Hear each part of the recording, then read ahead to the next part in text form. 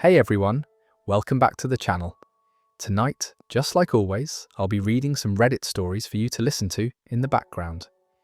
Before we get started, I just want to apologize for the lack of uploads over the past 2 weeks. I got really sick again and was pretty much bedridden that whole time. I really appreciate you all for tuning in and sticking around. And before we dive in, leave a comment letting me know how you're watching this video. Are you playing it in the background, relaxing, or trying to fall asleep? Anyways, here is our first story. I made a huge mistake trusting my roommates with my car, and I'm still not over it. So here's the situation. I have a 2018 Honda Civic that I use for work and getting around the city. It's not fancy, but it's reliable, paid off, and honestly, one of my most valuable possessions. I keep it in good condition, regular maintenance, the whole thing. About 4 months ago, my roommate, let's call him Chris, asked me if he could borrow my car for a weekend. He said he needed to visit his family, which is about 2 hours away. I know. Looking back, I should have asked more questions. But Chris had been a pretty solid roommate for the 8 months we'd lived together. We got along fine, split rent evenly, didn't have any drama. He seemed responsible enough. When he asked to borrow the car, my gut instinct was to say no, but he said his parents hadn't seen him in months, and his mum was really missing him. He promised he'd be careful, he'd fill up the gas, and he'd have it back Sunday evening by 9 p.m. He seemed genuine about it. I thought, okay, this is the nice thing to do. I'll let him borrow it, that's the part I regret. He came to me on Friday morning around 8, and I handed over the keys. I remember saying, just be careful, keep it under 80, watch the traffic near the interstate.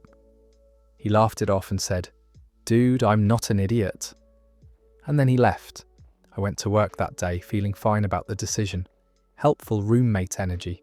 By Friday evening, I texted him asking how the drive was going, and he said it was good.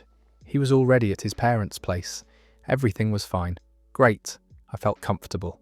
Sunday evening came around, and by 8:45 p.m, I was expecting him to walk through that door with my car. By 9 p.m, I was checking my phone. By 9:30, I was genuinely annoyed. By 10 p.m, I called him. He answered and said, hey man, I'm actually still on the road. I'm going to be like another hour and a half or so. I was frustrated but tried to stay calm. I said, Chris, you said 9 p.m. Where are you? He kind of hesitated and said, I'll explain when I get there. I'm sorry, man. I just got a little delayed. That was weird. Something in his tone felt off. I told him to just be safe and get back when he gets back, but inside I was already irritated. He rolled up at 11:30 p.m. When he pulled into the driveway, I went outside to meet him. I was planning to ask what happened, but he immediately jumped out of the car with this nervous energy and said, okay, so before you flip out, I have to tell you something. That's never a good sign. I felt my stomach drop. He said, I ended up going a little further than I planned this weekend. I actually drove out to visit a friend in Tennessee. Tennessee? That's not 2 hours away. That's a full day's drive. That's like, 8-9 hours in one direction. I just stared at him. I said, Tennessee? You said you were going to visit your family 2 hours away. He got defensive and said, I know, but my friend was having a crisis and asked if I could come, and since I was already out that way, I figured why not make the drive. That's not already out that way. That's a completely different state. I felt my face getting hot. I asked him for the keys and checked the car. The tank was on empty. Complete empty. I've never seen my gas gauge on E like that. My car shows a little light and everything. I looked at the odometer out of pure reflex, and I nearly had an aneurysm. The car had 687 additional miles on it. 687 miles. I said, Chris, the trip to your parents' house is like 120 miles round trip. Where the hell did you drive? He explained that he didn't just go to Tennessee, he also drove to North Carolina to visit his friend in one weekend. He had basically done a regional tour using my car without my permission, and he didn't even have the courtesy to fill up the gas tank. I walked around to the front of the car, and I noticed there was a bright orange parking ticket tucked under the windshield wiper. I grabbed it, and my blood pressure went up another 20 points. It was a $50 parking ticket from somewhere in Knoxville. $50. He had gotten a parking ticket and not even told me. He had brought my car back with a ticket on it. Like I wouldn't notice. Like I wouldn't have to deal with it. I held up the ticket and said, "What is this?" He actually had the nerve to say, "Oh, I forgot about that. But it's only $50, man. It's not a big deal."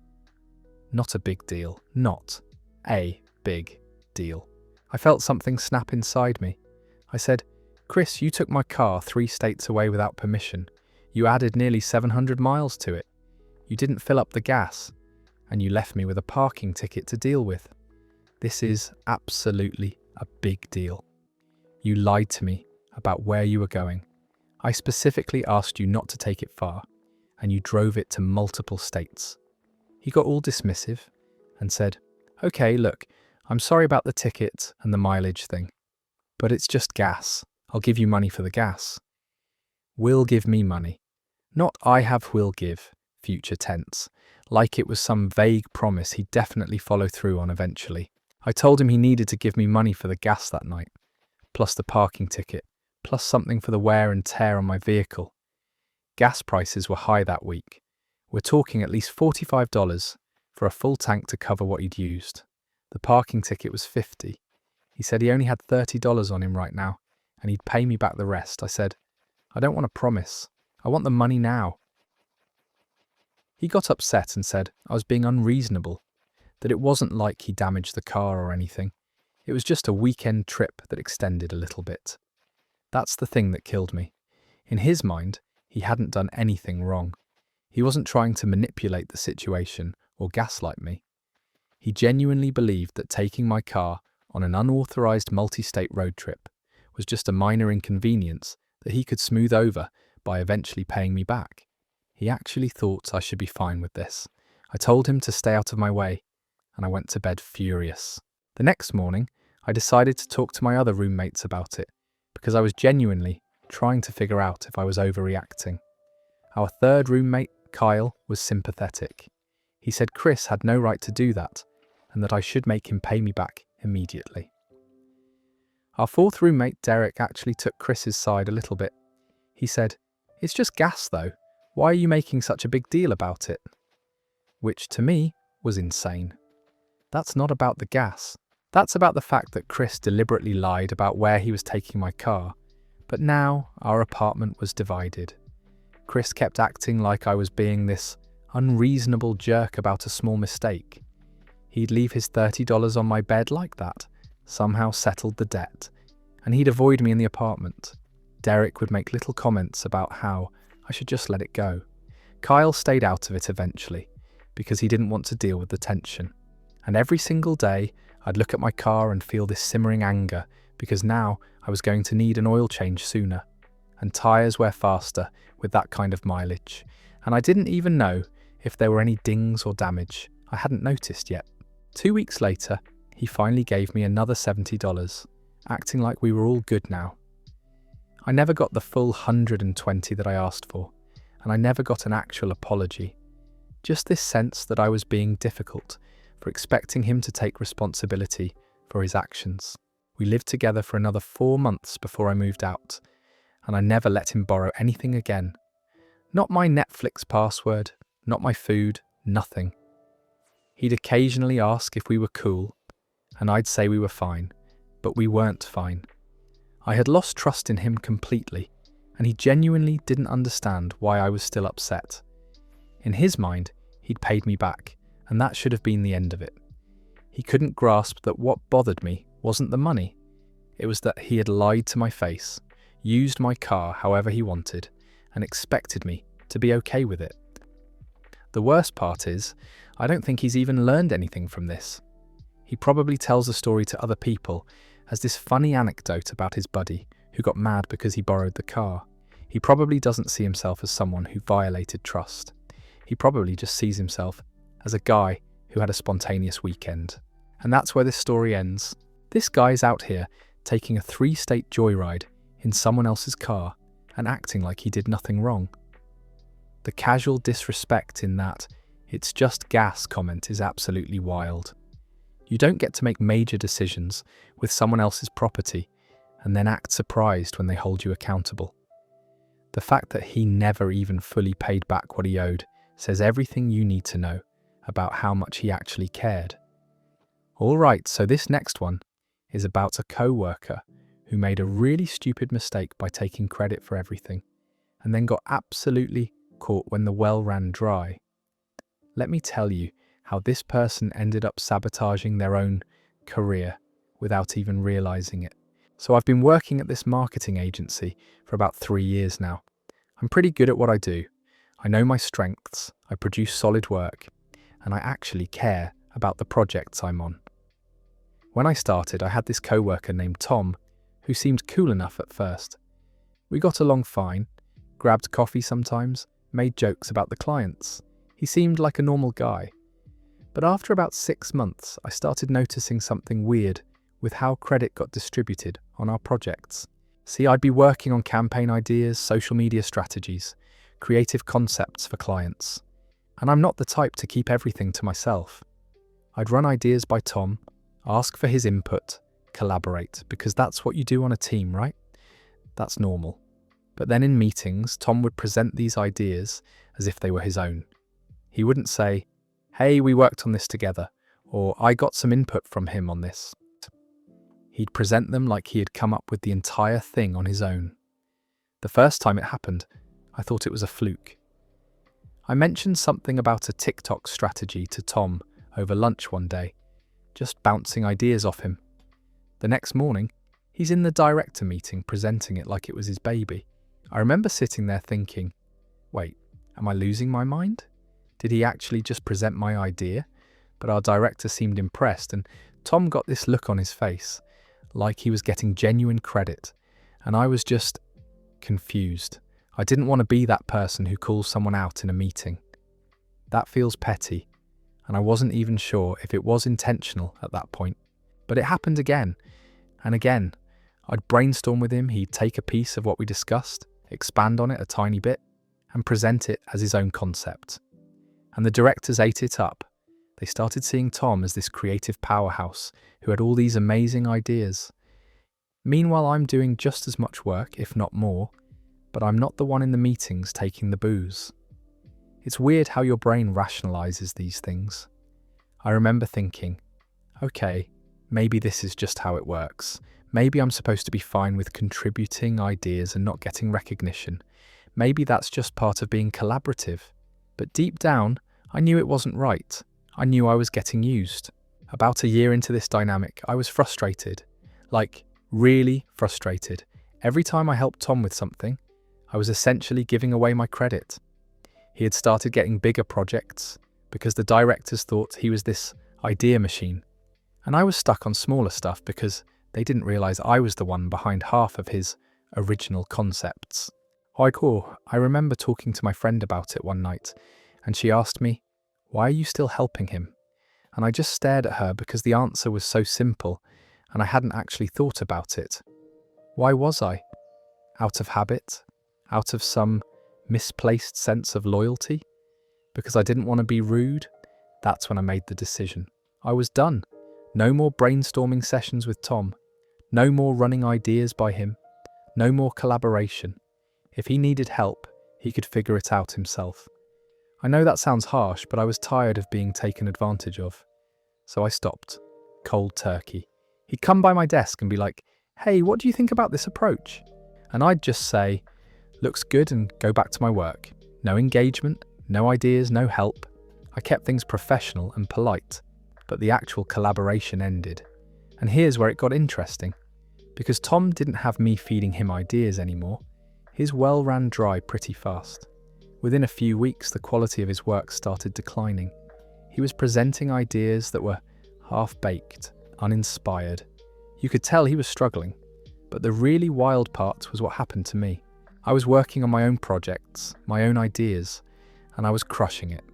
I mean, actually producing some of the best work of my career. But because I was doing solo projects instead of collaborative ones, it looked like my output had decreased. The directors would see my name on fewer projects because I wasn't helping Tom anymore, and on the projects I was on solo, I was the only name attached. So at first glance to management, it looked like both Tom and I had slowed down. And that's where my boss, Claire, got confused. She called us both into her office about 2 months after I stopped helping Tom. She seemed genuinely baffled. She was like, "I've noticed that both of your project numbers have dropped, and the quality seems inconsistent. I need to understand what's going on. Are you guys working on something big together that I don't know about? Are you overwhelmed? Talk to me." I didn't know what to say because the truth was complicated and I didn't want to throw Tom under the bus. But I also didn't want to take a hit on my performance review for something that wasn't actually my fault. Tom just sat there awkwardly and didn't say anything. He clearly didn't want to admit that he'd been taking credit for my work.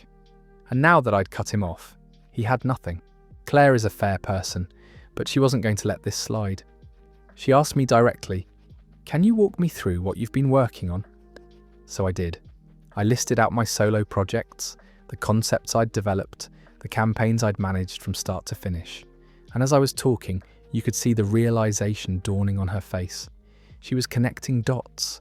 Then she asked Tom to do the same thing, and he started listing things, but they were sparse. A lot of assisted on and collaborated with, but very few actual original projects. That's when Claire asked the question that made the whole thing click into place. She said, "Tom, I'm looking at the timeline here. Some of these projects that you listed, I remember being impressed when you presented them. But looking at the project files and the draft history, it looks like most of the original concept work came from elsewhere. Can you explain that?" The room got really quiet. I felt my face get hot. This was the moment everything was about to come out. And I hadn't even planned to blow him up like this. I was just trying to protect myself.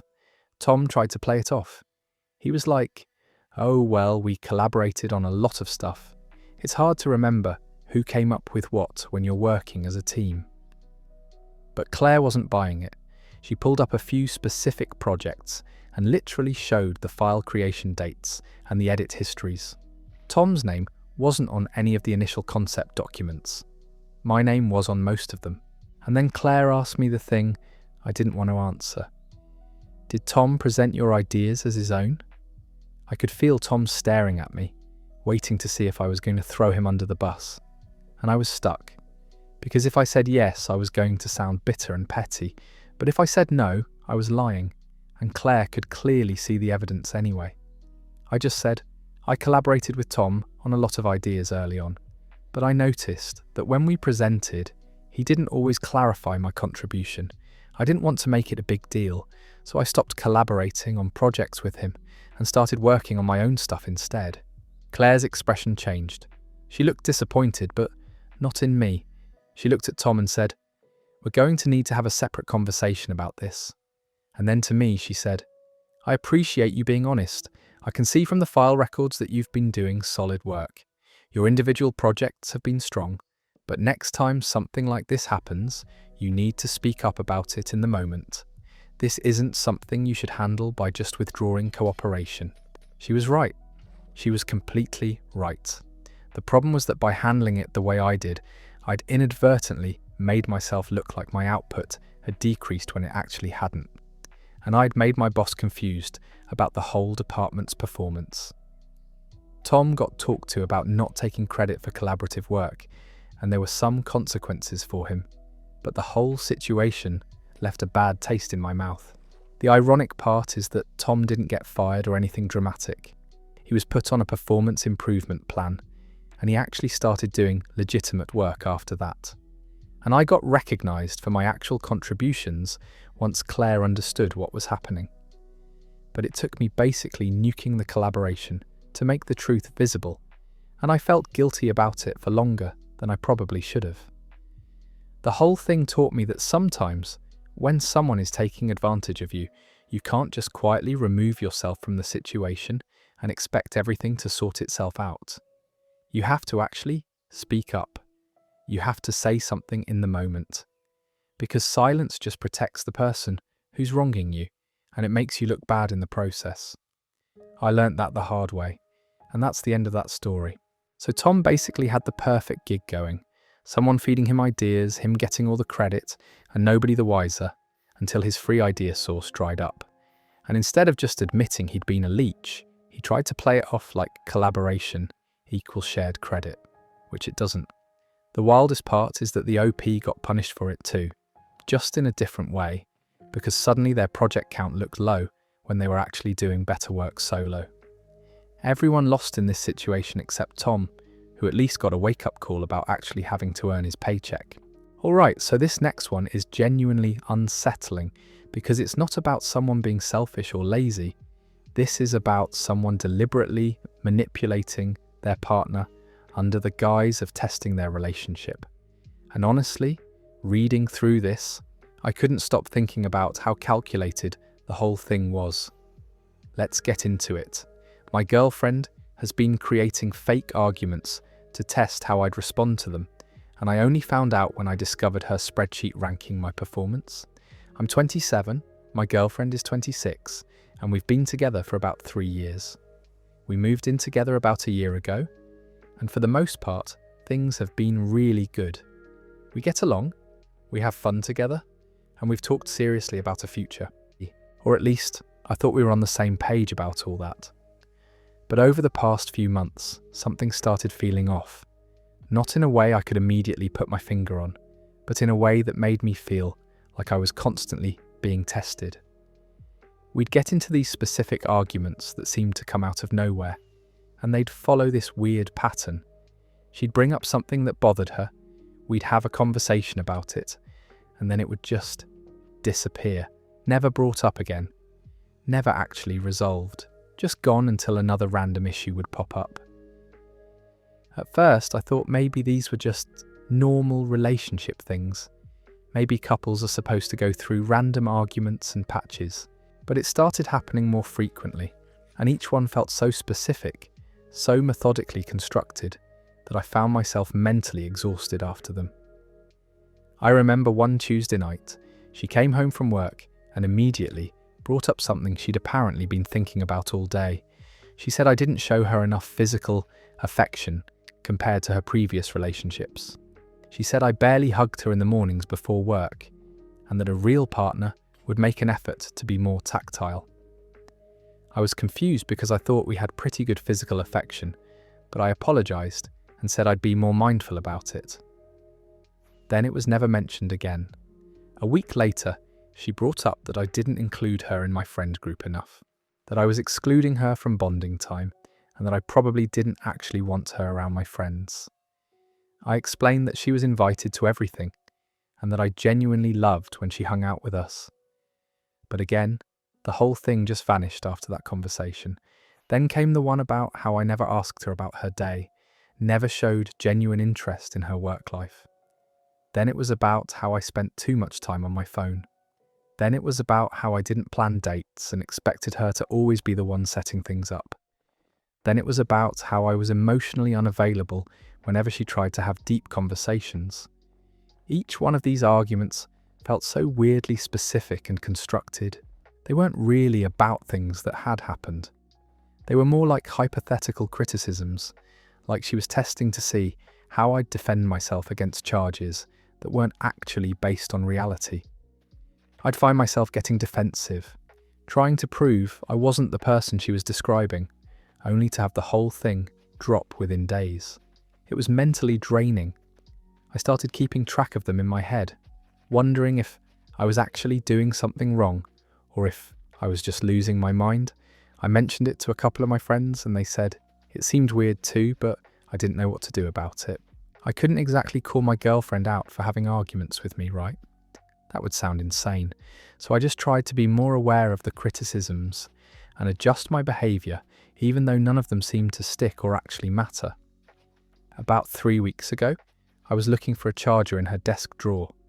I know that sounds like I was snooping, but I genuinely just needed a phone charger, and I knew she had extras.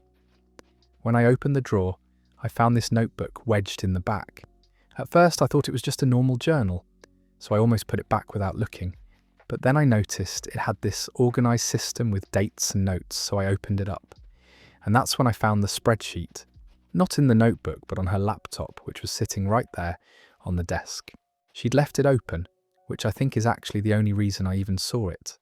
It was an Excel file titled Relationship Tests, and it had columns for different scenarios, dates she'd brought them up, how I'd reacted, and then a score, an actual numerical score for how I'd handled each manufactured argument. I couldn't believe what I was looking at. Each test had a name from some online relationship article. The neglect test, the emotional availability test, the effort test, the priority test. I scrolled through and saw maybe 15 different scenarios, each one meticulously documented, with links to the original articles where she'd found them. And my performance scores ranged from 3 out of 10 to 7 out of 10. I was failing most of these tests that she'd literally created herself. There was a whole column labelled Notes, where she'd written things like, got defensive instead of taking accountability, and made excuses rather than listening, and didn't promise to change. I stood there in her room reading through this spreadsheet, feeling like I'd just discovered something that didn't even seem real. This wasn't a woman journaling about her feelings or concerns about our relationship. This was someone deliberately engineering conflict to gauge my response, and then grading me on how well I handled her manufactured scenarios. I didn't know whether to be angry or just completely confused. I waited until she got home from work. I wasn't planning to confront her, but I also didn't know how to just sit with this information. When she came in, I was sitting on the couch and I just asked her directly about the spreadsheet. I said I'd seen it and I wanted to understand what it was. Her face completely changed. She got pale and kind of froze, which told me everything I needed to know about whether this was something she'd intended for me to find. She tried to laugh it off at first, saying it was just something she'd read about and was keeping notes on. But when I pressed her and said that wasn't accurate because all the dates matched up with conversations we'd actually had, she kind of deflated. Then she admitted that yes, she had been running these tests. She said she'd read a bunch of articles about how to assess whether a relationship was healthy and whether her partner was emotionally equipped to be in it. She said she wanted to know if I was the type of guy who could handle feedback, who could be vulnerable, who could prioritize her needs. She said the articles suggested that real relationship compatibility showed itself through how you handled conflict and criticism, so she was just following the guidelines to see if I measured up. She genuinely seemed to think this was a reasonable thing to do. She wasn't apologizing or defensive about it initially. She was explaining it like she'd done something smart and proactive. I was sitting there listening to her justify having deliberately created fake arguments and secretly scored my performance on them like I was some kind of failed experiment. I asked her how she thought that was okay, how she thought it was acceptable to create artificial conflict and lie to me about what these arguments were actually about. She got defensive then and said that maybe if I'd passed the tests, we wouldn't have to be having this conversation. That maybe I would have shown her I could be the partner she needed. She said she was just trying to figure out if we had a future together before she invested more time. I couldn't wrap my head around it. The fact that I'd failed was actually somehow my fault for not living up to her manufactured expectations. She'd spent months deliberately being misleading and manipulative, and somehow I was the one being judged. What got to me most was realizing how calculated this had been.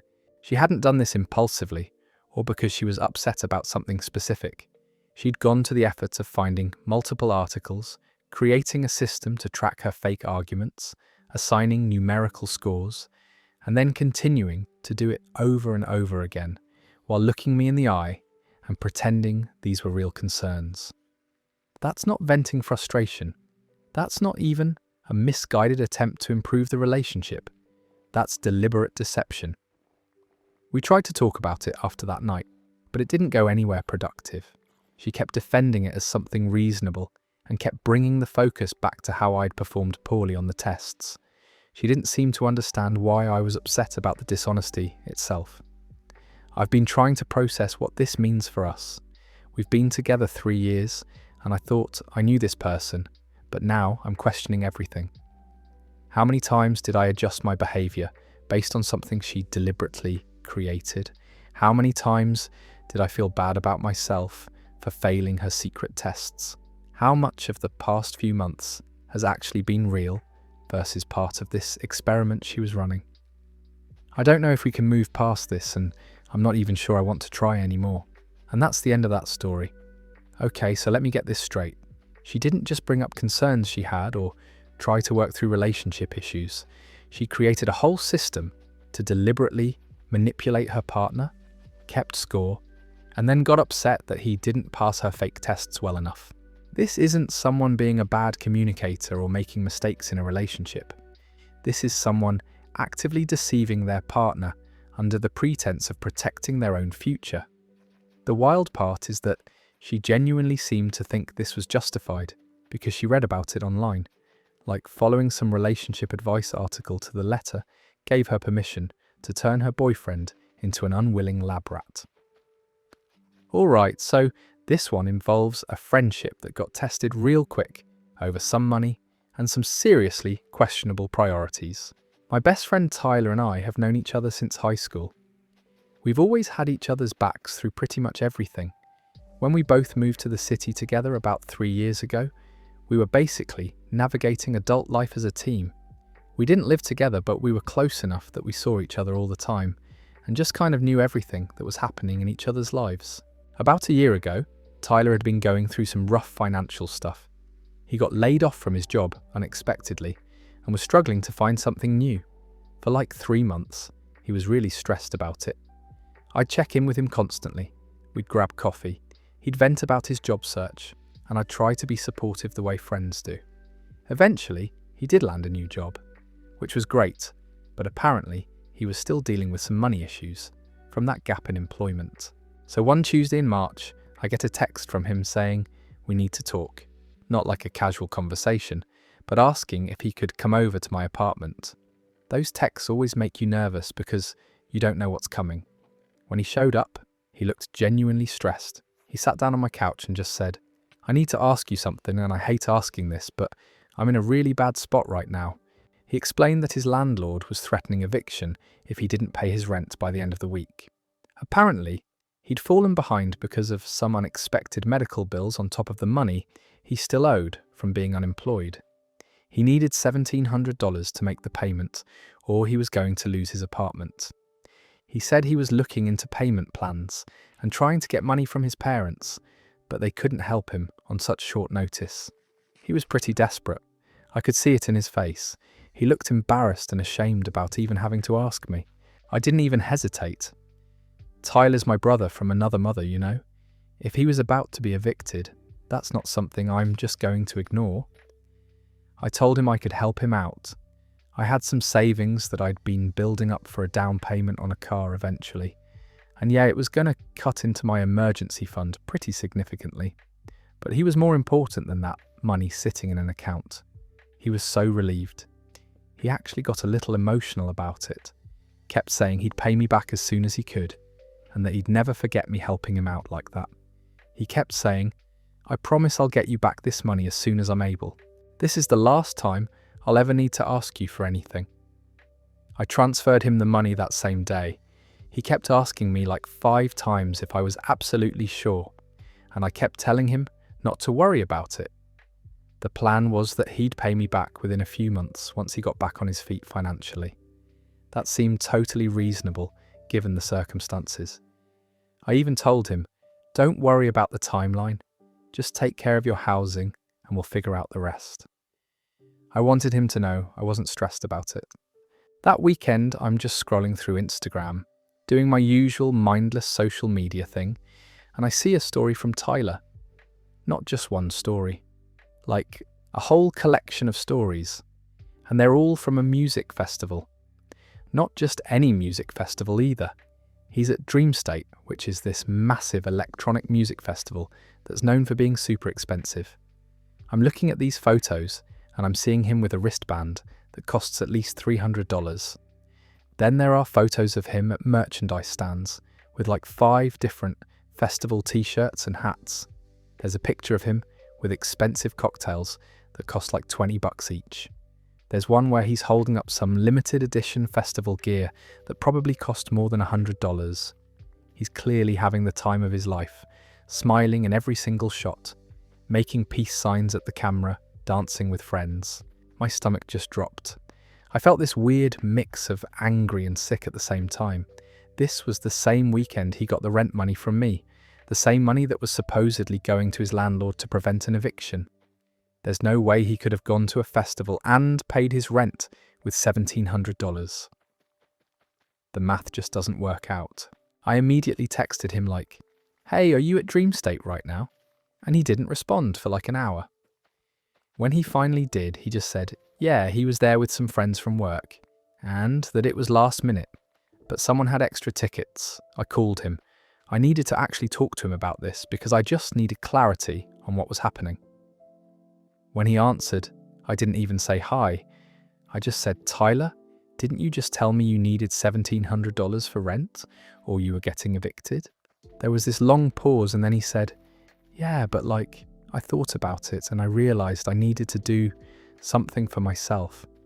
I've been so stressed, and this festival has been something I've been wanting to go to for months.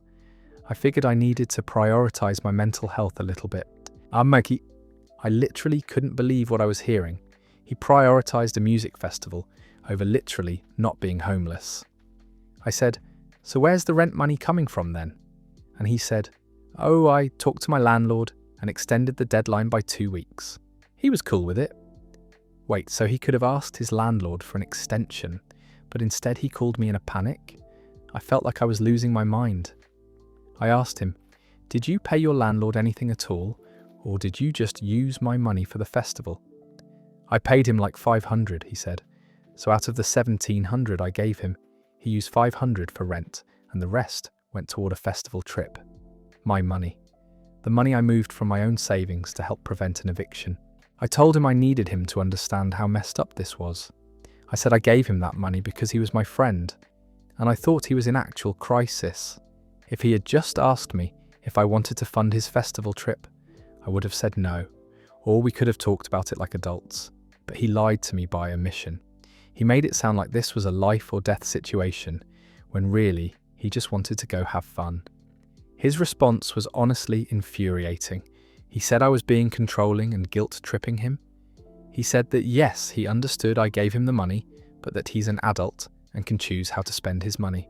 He said I was acting like his mental health wasn't important, and that was unfair. He also said that I had money to spare, so it's not like I was actually going to miss it. I was floored. Like, the audacity to take someone's money under false pretenses and then tell them they're being controlling for being upset about it. I posted about it in my friend group chat to see if I was crazy for being upset. And honestly, the reactions I got back were pretty mixed. Some of my friends said I was right to be mad, and that Tyler totally took advantage of my kindness. One of them said, "That's straight up manipulation. He lied to get money from you." Another friend said, "He created a false emergency to get money for something he wanted. That's not okay."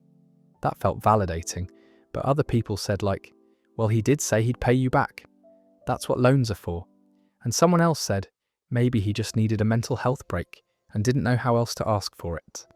One friend even said, "You guys are best friends. Is money really worth damaging that relationship over?" That's not the point though. The point is that he framed it as an emergency when it wasn't one. If he'd said, "Hey, I'm struggling financially and I want to go to this festival. Can you loan me money?" then at least I would have known what I was actually loaning the money for. Instead, he created this panic about eviction and let me believe I was saving him from losing his home. That's a completely different situation. I told Tyler that I needed that money back and that I was hurt by what happened. He kept saying he'd pay it back, but that I was being dramatic about the whole thing. We haven't really talked much since then. He did Venmo me $300 like 2 months later, so he paid back about 18% of what he owes me. When I brought up the rest of it, he just said he didn't have it right now and that I was bringing up old drama. Old drama. The money he owes me isn't old drama. He still owes me over $1,300 that he took under false pretenses. And honestly, I'm not confident he's ever going to pay the rest back. Every time I see him post something on social media, it just makes me more annoyed. He's buying new things, going out, living his life. And meanwhile, I'm sitting here without that money I needed. I feel like I got taken advantage of.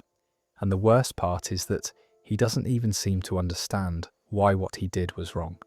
And that's where this one ends. Alright, so this next one is honestly just wild to me because it involves parents who fundamentally don't understand how the internet works in 2024. But somehow they managed to convince an entire extended family that their kid was a complete deadbeat. Let's jump in. So I'm 26 years old and I've been working full-time from home for about 3 years now. I'm a software developer and honestly, it's been amazing. I get to wake up, make coffee in my own kitchen and log into my computer without commuting anywhere. The pay is solid, the benefits are great, and I have a flexible schedule that lets me actually live my life instead of spending 2 hours a day sitting in traffic. To me, this job has been a game changer. I love what I do, I'm good at it, and I'm building a career, but apparently none of that matters if you're not sitting in a cubicle somewhere. My parents have never really gotten the whole work from home thing. My mum would call me at random times during the day and seemed genuinely shocked that I was busy with meetings. She'd say things like, "You're working right now? I thought you were just home." And my dad would make jokes about how nice it must be to not have a real job. I'd explain to them multiple times how my role worked, showed them my paycheck, told them about projects I was managing, but it never seemed to click. To them, work was something that happened in an office building, and everything else was just messing around on the internet. Then came the family reunion. It was a massive thing at my aunt's place upstate. Aunts, uncles, cousins, my grandparents, people I hadn't seen in years. Everyone was there, and it was actually really nice for the first hour or so. We were all hanging out, eating, catching up on life. I was introducing myself to some younger cousins I'd never met, talking to my uncles about random stuff, just having a normal time. Then I went to grab some food from the kitchen, and I overheard my parents talking to my aunt and uncle. My mum was saying something like, "Yeah, it's been really tough on him lately. He's been unemployed for a while now, and we're just hoping he finds something stable." I literally stopped in my tracks. Unemployed? What are they talking about? I work full-time. I have a salary. I was literally just in a Zoom call with my team that morning. I walked out to them and said, "Wait, what? Mum, Dad, I'm not unemployed. I work every single day. We literally talked about my project deadline last week." My mum got this weird defensive look and said, "Well, working from home isn't the same as having a real job, honey." And that's when it clicked. They genuinely didn't consider my work to be real work because it happened at home. I tried to explain again. I went through the whole spiel about my salary, my responsibilities, the fact that I had been promoted twice in 3 years. I pulled up my company website and showed them my name, listed there as an actual employee. But by then, the damage was already done. My aunt had heard the unemployment comment, and apparently, she'd already started telling other family members. Within the next hour, I had relatives I barely knew approaching me with these sympathetic looks. My cousin Tom came up to me and was like, "Hey man, tough times, huh? I know someone who's hiring at a warehouse. It's not glamorous, but it's honest work. I could put in a good word for you." I was so confused. I kept saying, "Tom, I appreciate that, but I literally have a full-time job as a developer." And he'd nod like he understood, but you could tell he didn't believe me. Like I was a 26-year-old in denial about my unemployment situation. Then my aunt pulled me aside and offered me money. Actual cash. She said, "I know things are hard right now and I don't want you struggling. Take this, please." I felt mortified. I was trying to refuse this money from my aunt, while simultaneously trying to convince her that I wasn't broke and homeless. She kept insisting, like she was genuinely worried about my welfare. When I finally convinced her I wasn't going to take it, she looked hurt, like I was rejecting her charity out of pride. My uncle tried to get details about my job situation, so he could help me network. He was asking me what kind of jobs I was applying for, what my timeline looked like, whether I'd considered going back to school for something more practical. And every single time I told him I already had a job, he'd give me this sad smile, like I was living in a fantasy world. The worst part was watching people slowly lose interest in me as they thought through the implications of unemployment in their heads, like I'd become someone to pity instead of someone to actually talk to. Conversations would start normal, and then someone would say something like, "So what are you up to these days?" And I'd say, "Working on some really cool projects at my job." And they'd do this mental pivot where they were no longer interested in hearing about my actual life, because in their minds, I didn't have one. I found my parents later and absolutely lost it on them. I said, "What were you thinking telling everyone I'm unemployed? I have a job. I've always had a job. You know this. Why would you lie to the entire family about something like that?" My mum got defensive. She said, "We weren't lying. We were just explaining that you don't have a traditional job and we're worried about your future." And my dad added, "You can't live with remote work forever. You need to find something real." I explained for probably the 5th time that day that remote work is real work, that my company is legitimate, that I make a stable income, that I have health insurance and a 401k and all the things that come with a real job. They just kind of stared at me like I was speaking another language. Here's where it gets really frustrating. Over the next few weeks, I had to individually reach out to nearly every single family member to clarify that I actually had a job. I was texting cousins like, "Hey, so I wanted to let you know that I do have full-time employment. I work in software development from home. Not sure why my parents said I was unemployed, but I wanted to clear that up." Some of them seemed relieved. Others seemed disappointed that I wasn't actually a charity case. Then I asked my parents directly to tell people the truth. I said, "You need to correct this. Call them back and tell them I have a job." My mum said, "We'll explain it to them." But she never did. Weeks went by and the narrative never got corrected. So whenever I'd run into relatives at other family events, there was still this weird undercurrent of concern about my employment status. Like they thought I was just in denial about being unemployed. I tried a few more times to get my parents to actually come clean and admit they were wrong. I asked them to send a group text or make a call. They kept saying things like, "It's not that big of a deal," or "People will eventually understand," or my personal favourite, "You're overreacting. We were just concerned about your future." But it was a big deal to me. They had publicly lied about my employment status to our entire family, made me look like a failure, made me the subject of pity and charity offers, and then refused to take responsibility for spreading misinformation. The whole thing made me feel so invalidated, like they looked at what I'd accomplished career-wise and decided it didn't count because I wasn't doing it in a way they understood or approved of. And the fact that they wouldn't correct the narrative, even when I directly asked them to, made it so much worse. It felt like they were choosing to let people think I was a failure, rather than admitting they were wrong about something. That's where this story ends. I still work from home. I'm still making good money. I'm still building my career, but I have a weird dynamic with my extended family now, where some of them probably still think I'm unemployed, and my parents still haven't admitted they made a mistake. And that's the end of that story. So your parents fundamentally don't understand your job, decide it's not real, tell everyone you're jobless, you have to shame spiral your way through an entire family reunion explaining you actually have income, and then they just refuse to take it back. Like, that's not concern, that's just straight up dismissal, wrapped in a fake worried tone. Speaking of people who refuse to acknowledge reality, let's get into this next one. Alright, so this next story is about someone who learned a valuable lesson the hard way. Sometimes when you go out of your way to help someone, they'll turn around and make you look bad for it. Let's see how this one plays out. I work as a shift supervisor at a mid-sized retail distribution centre, and I've been in this position for about 3 years. I know my job inside and out. I know the protocols, the inventory systems, how to manage the team, everything. My co-worker, let's call him Marcus, works the same position, but on a different team. We're not exactly close, but we're friendly enough. We grab lunch together sometimes, chat about work stuff, nothing serious. One Tuesday afternoon, Marcus comes up to me looking stressed. He says his kid got sick at school and he needs to pick him up, but he's scheduled to work the night shift that day.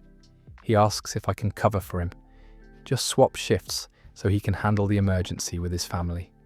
He promises he'll owe me one, says he'll cover any shift I need in the future, the whole thing. I'm not thrilled about it because I had plans that night, but I also get it. Kids get sick. That's life. I told him, yeah, I'd cover it. So I cancel my plans, rearrange my schedule, and come in that night to cover his shift. The night shift is longer and more exhausting than I expected. There are inventory audits happening, new staff members I have to train on the scanning system, and one of the machines breaks down halfway through the shift. I call maintenance, they come fix it, and we keep moving. Everything gets handled. We finish the audit, all the numbers match, stock gets organised correctly, nothing falls through the cracks. I document everything in the system, like I always do. Hand over notes to the morning shift supervisor, and leave knowing the work is done right. I think that's the end of it. I covered the shift, everything went smoothly. Marcus owes me a favour. Simple. 2 days later, I get called into my manager's office. Her name is Diana, and she seems stressed when I walk in. She tells me that Marcus came to her with some concerns about the shift I covered. Apparently, Marcus is claiming that I didn't follow proper protocol during the night shift. He's saying I didn't properly document the machine breakdown, that I didn't train the new staff correctly, and that I may have cut corners on the inventory audit to save time. I'm stunned. I know I did everything right. I know this because I actually care about doing my job properly. But Diana's looking at me like she's disappointed, like I let her down. She says she's going to have to review the system logs and talk to the staff members who were there that night. She makes it clear that if any of this is true, there will be consequences. I'm sitting there thinking, what is happening right now?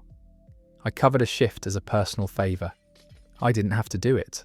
Marcus could have called someone else or figured out his own backup plan, and instead of being grateful, he's throwing me under the bus to cover himself for whatever reason. I tell Diana that I did everything by the book.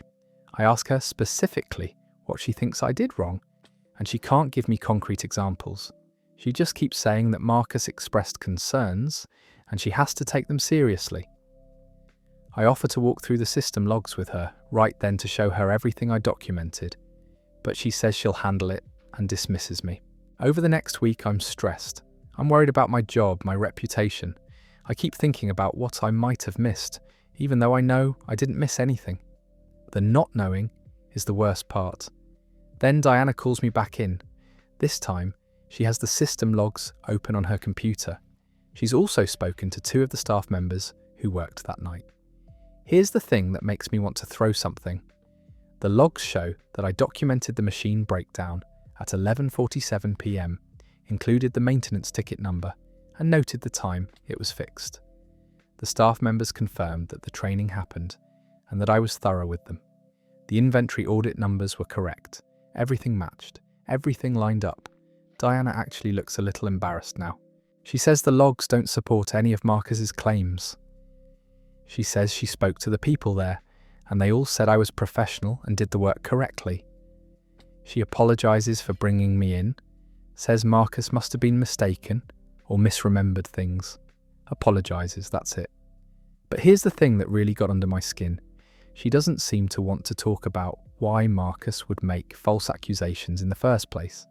She's treating it like a misunderstanding instead of recognising that Marcus deliberately complained about me to cover his own tracks or make me look bad. Diana basically wraps up the conversation and says we can all move forward. I leave that office feeling a mix of relief and anger. Relief that I'm not in trouble. Anger that Marcus tried to sabotage me and my manager acted like it was no big deal. For a while after that, things are weird. My co-workers know what happened because word travels fast in a workplace. Some of them seem sympathetic, but I notice that the team dynamic has shifted. There's this underlying tension now. People are more careful around Marcus and around me. Conversations stop when either of us walks into a room. Marcus avoids me completely. He won't make eye contact. He doesn't try to talk to me or explain himself. He just acts like the incident never happened. Like he didn't just try to throw me under the bus for doing him a favour. I never did cover another shift for him. When he asked a few months later if I could help him out again, I told him no. He didn't push it. He didn't apologize, he just accepted it and moved on.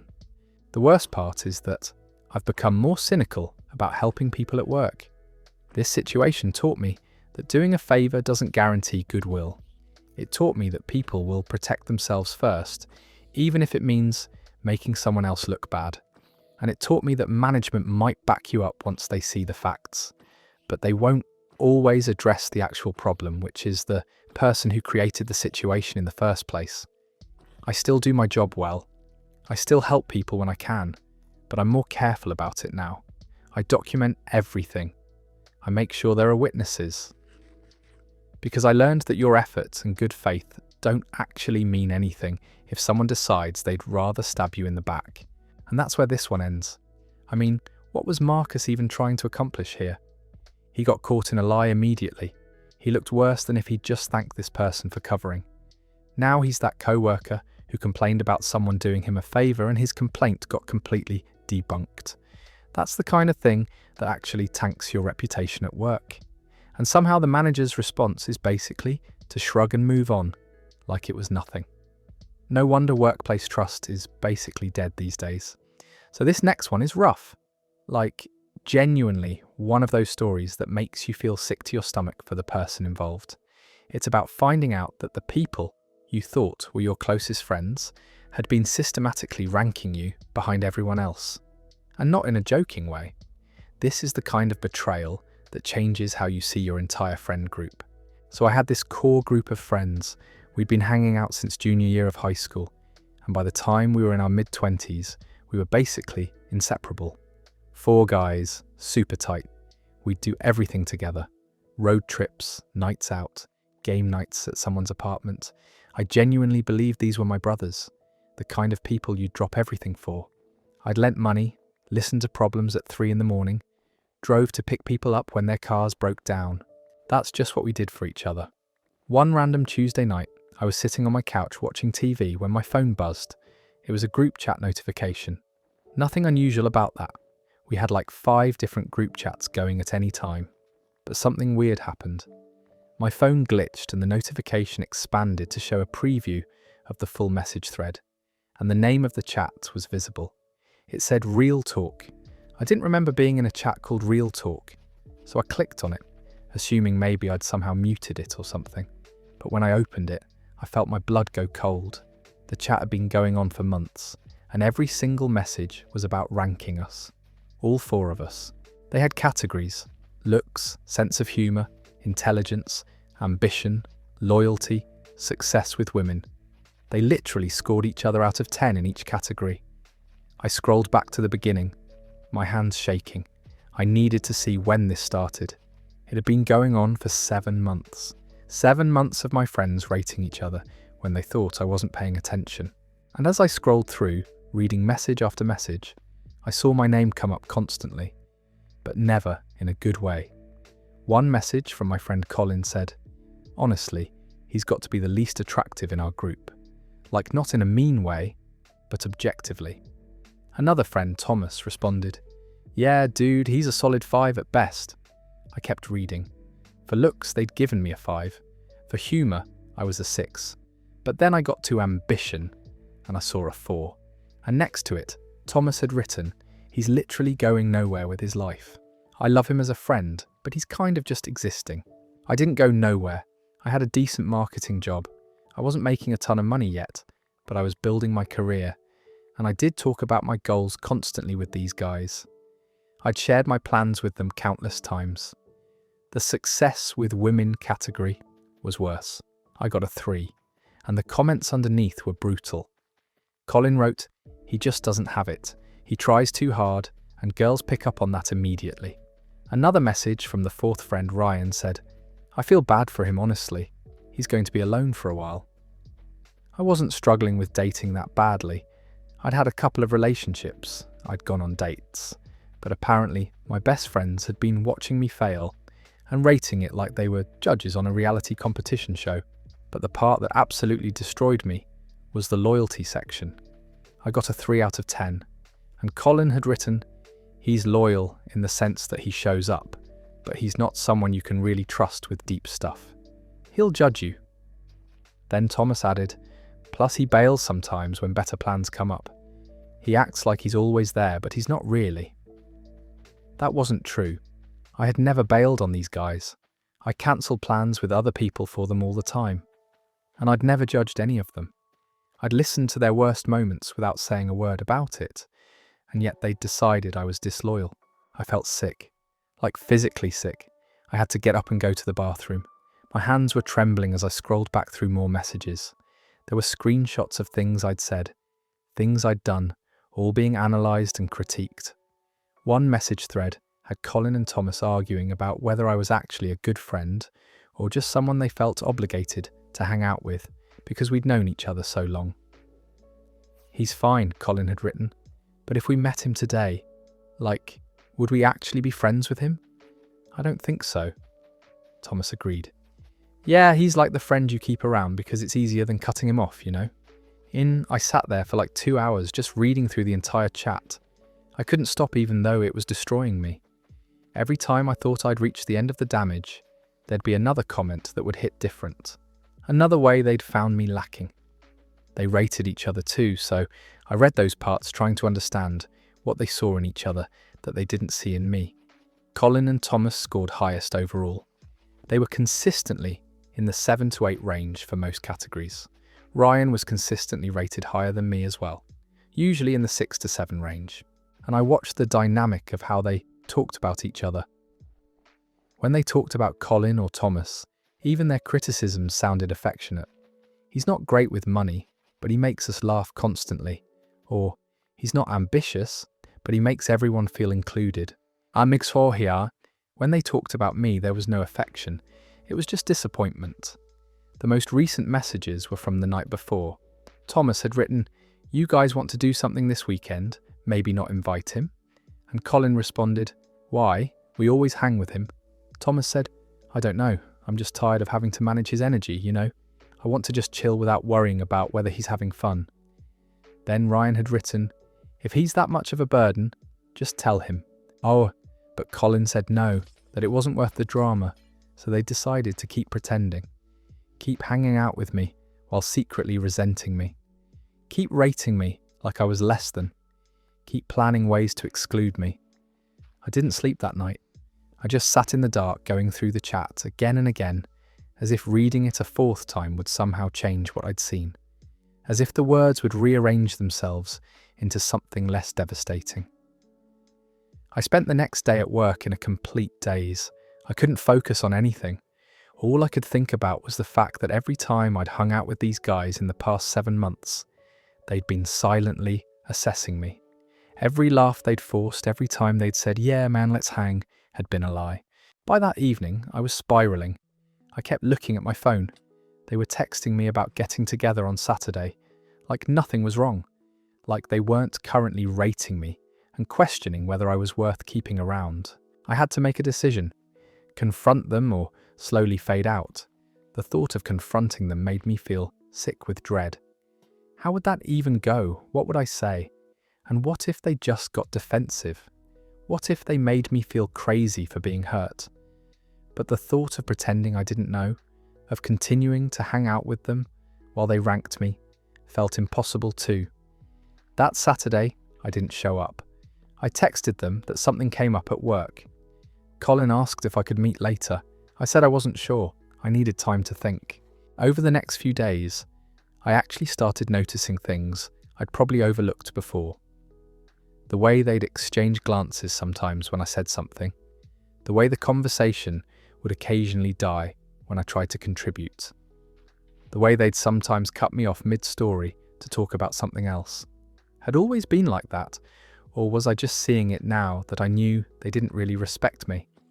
I went back and forth between wanting to confront them and just wanting to disappear.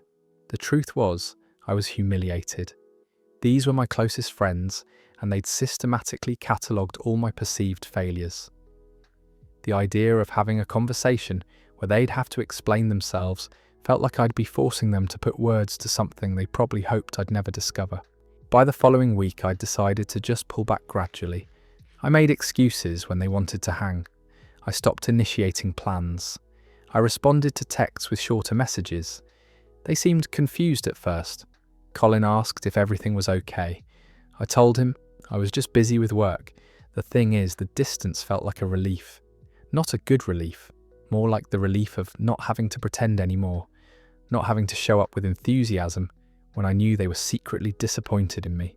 But I couldn't keep going like this indefinitely, so I called Colin one night. I told him I'd seen the group chat. I told him I knew they'd been rating me, that I'd read what they said about me. I told him I knew they thought I was a burden. He went completely silent for like 30 seconds. Then he said, "How did you see that?" And something about that question, not apologising, not explaining himself, just asking how I got access to information about him rating me, broke something in me. I told him it didn't matter how. I said that I couldn't just pretend this didn't happen. And then I said I thought we needed to stop hanging out for a while. He tried to explain. He said it was supposed to be harmless, that it was just them joking around, that they never meant it in a serious way. But that felt like bullshit. 7 months of detailed critiques and comparing me unfavourably to each other wasn't a joke. And he'd said some pretty definitive stuff about how much of a burden I was. I ended the call, and I haven't seen any of them since. It's been 3 months now.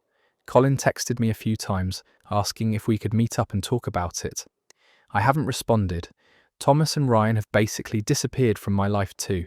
I don't know if they know I discovered the chat or if they're just following Colin's lead and respecting that I need space. What kills me is that I lost 4 friendships over this. But the friendships were already dead. I just didn't know it yet. They were just going through the motions with me, ranking me, resenting me, but not caring enough to actually end it. And that's where this ends. Okay, so there's something really particular about the sting of that kind of betrayal. Your friends aren't supposed to be running a secret scorecard on you.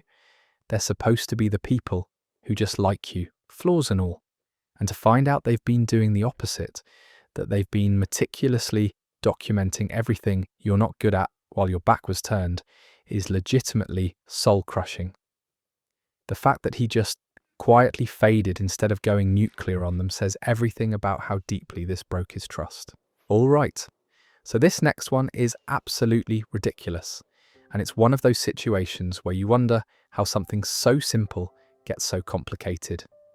This person paid for an assigned parking spot in their apartment complex, which sounds straightforward enough, right?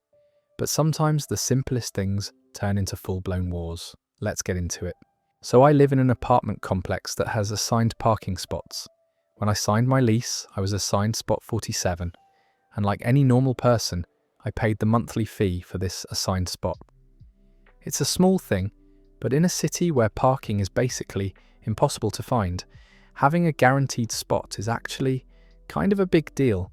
I could count on coming home and knowing exactly where my car would go.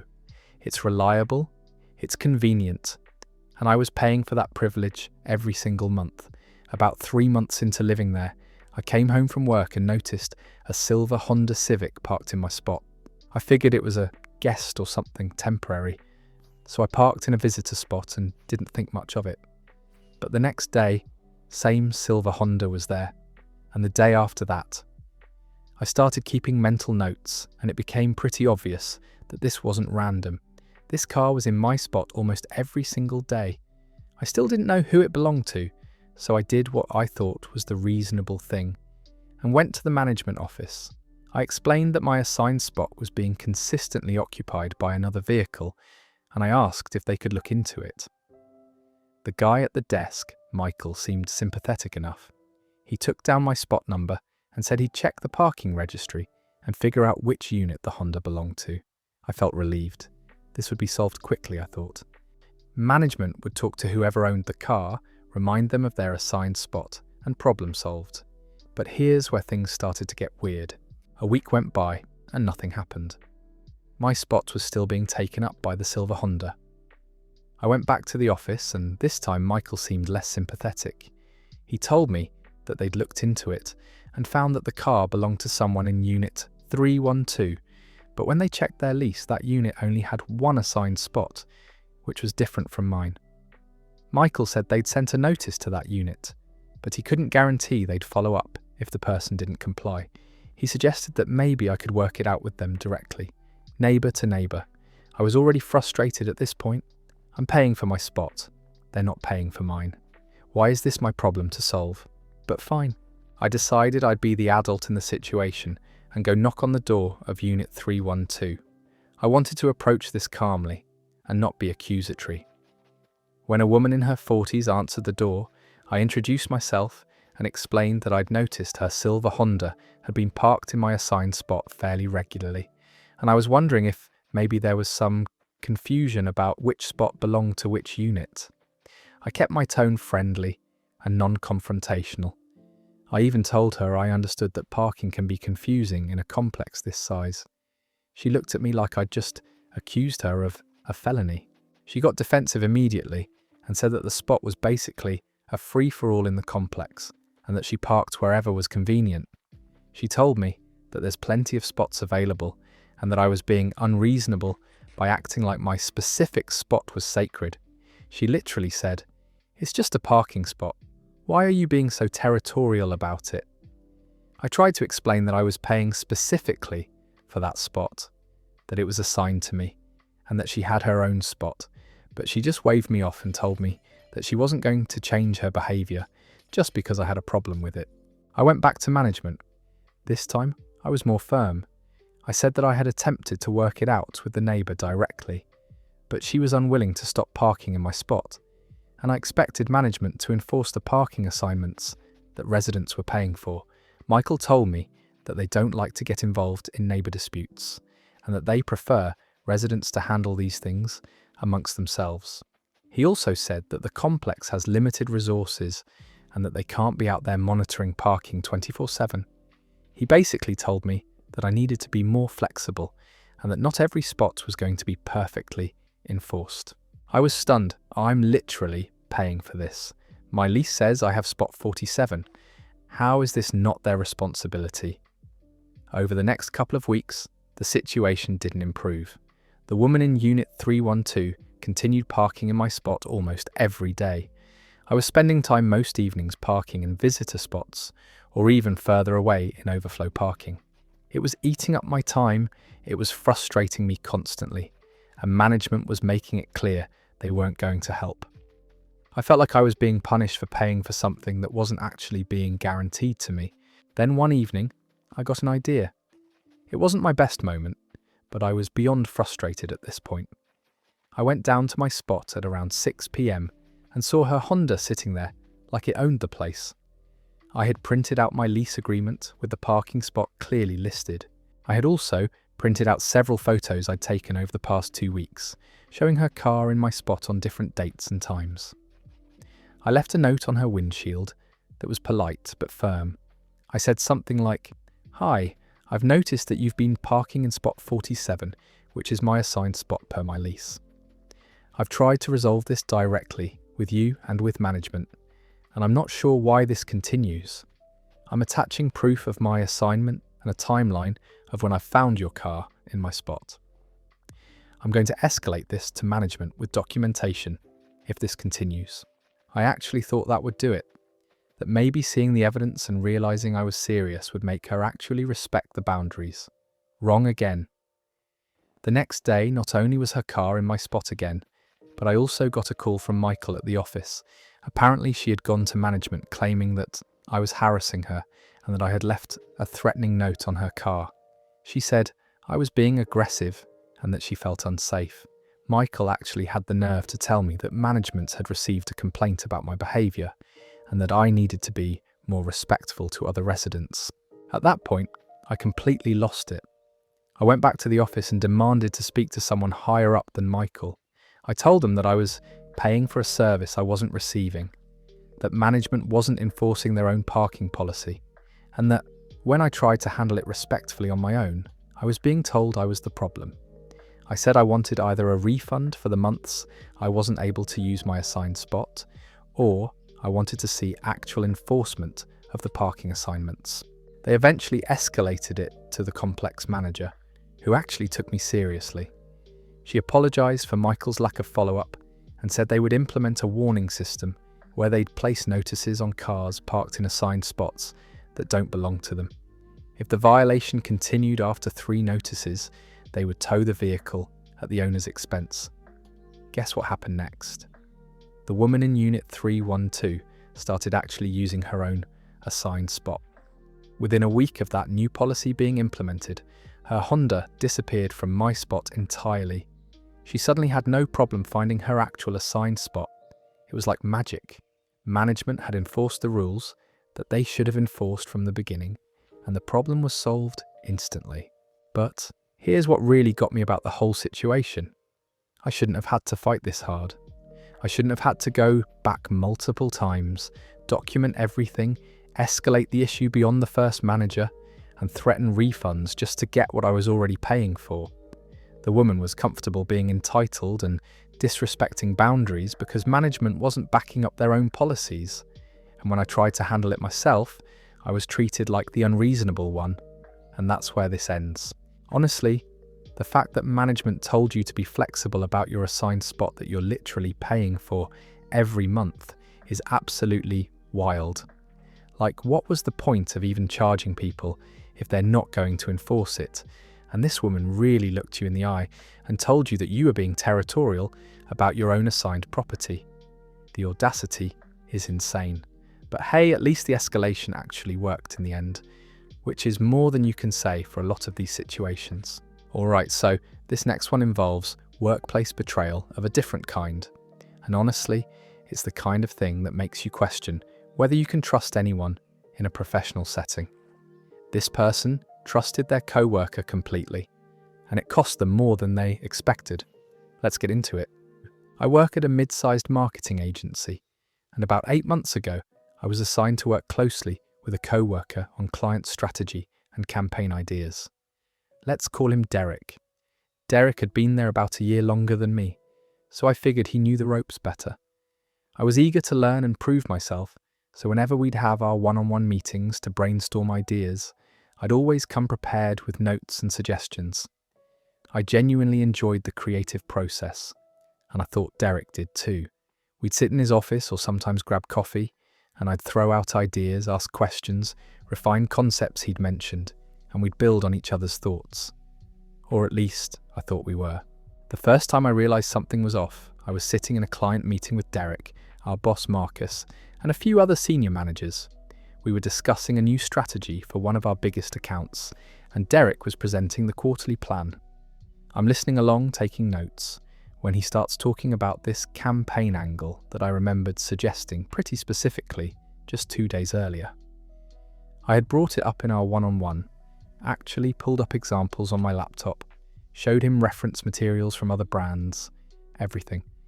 I remember being excited about it because I'd spent like 3 hours researching that specific angle. But there in the meeting, Derek presented it as if it was his concept from the start. He said things like, "I've been thinking about this approach for a while, and one thing I realised we could do differently." My stomach went tight. I kept waiting for him to say something like, "And actually, I want to give credit to my colleague who brought this angle to my attention." But that moment never came. Instead, the senior managers were nodding along, impressed, and Marcus even said, "That's why we value Derek's strategic thinking." Marcus was my boss, and he was directly praising Derek for my idea. I told myself I was probably being paranoid. Maybe I was reading too much into it. Maybe it was coincidence. Or maybe Derek had actually been thinking about it independently, and we just had similar thoughts. People can come up with the same ideas, right? I tried not to make a big deal out of it in my head, but I remember going home that day feeling this weird mixture of anger and confusion. I couldn't focus on anything that evening. I kept replaying the meeting, thinking about whether I should have said something in the moment. Then it happened again. The next week, Derek and I had our regular one-on-one, and I brought up a completely different idea. This one was about repositioning how we talked about client retention for a specific industry vertical. I had put together a whole framework, talked about the messaging angle, even suggested some specific language we could test.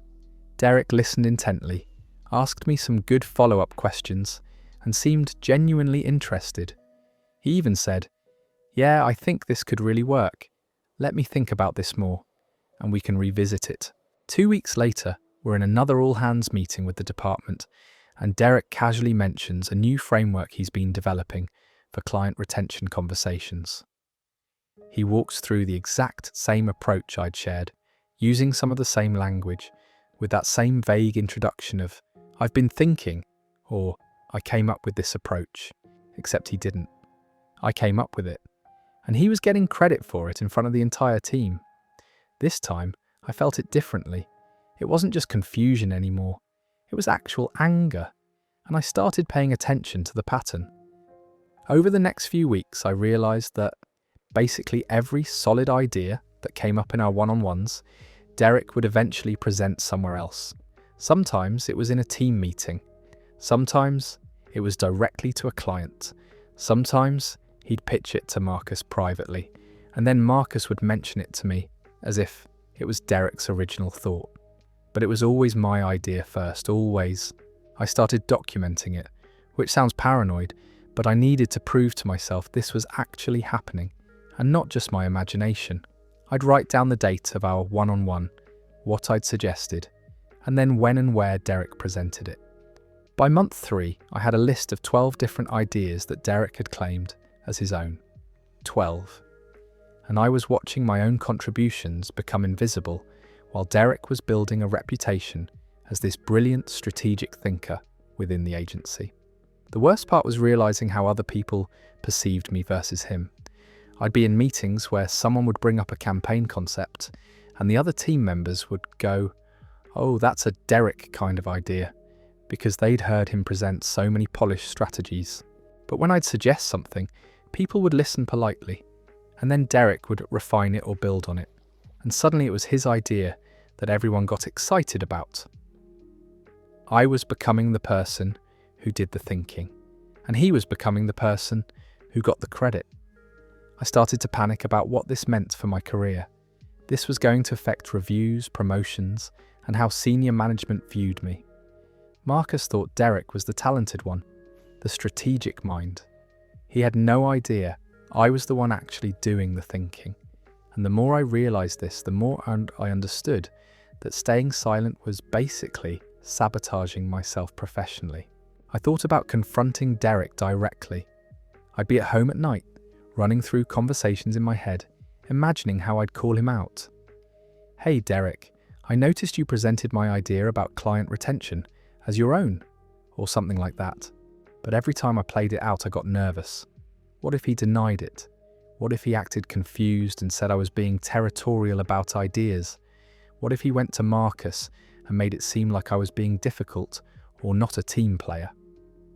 I'd seen office politics blow up before, and I didn't want to be the person who started drama, especially when the person I'd be accusing had already built more credibility with the higher-ups than I had.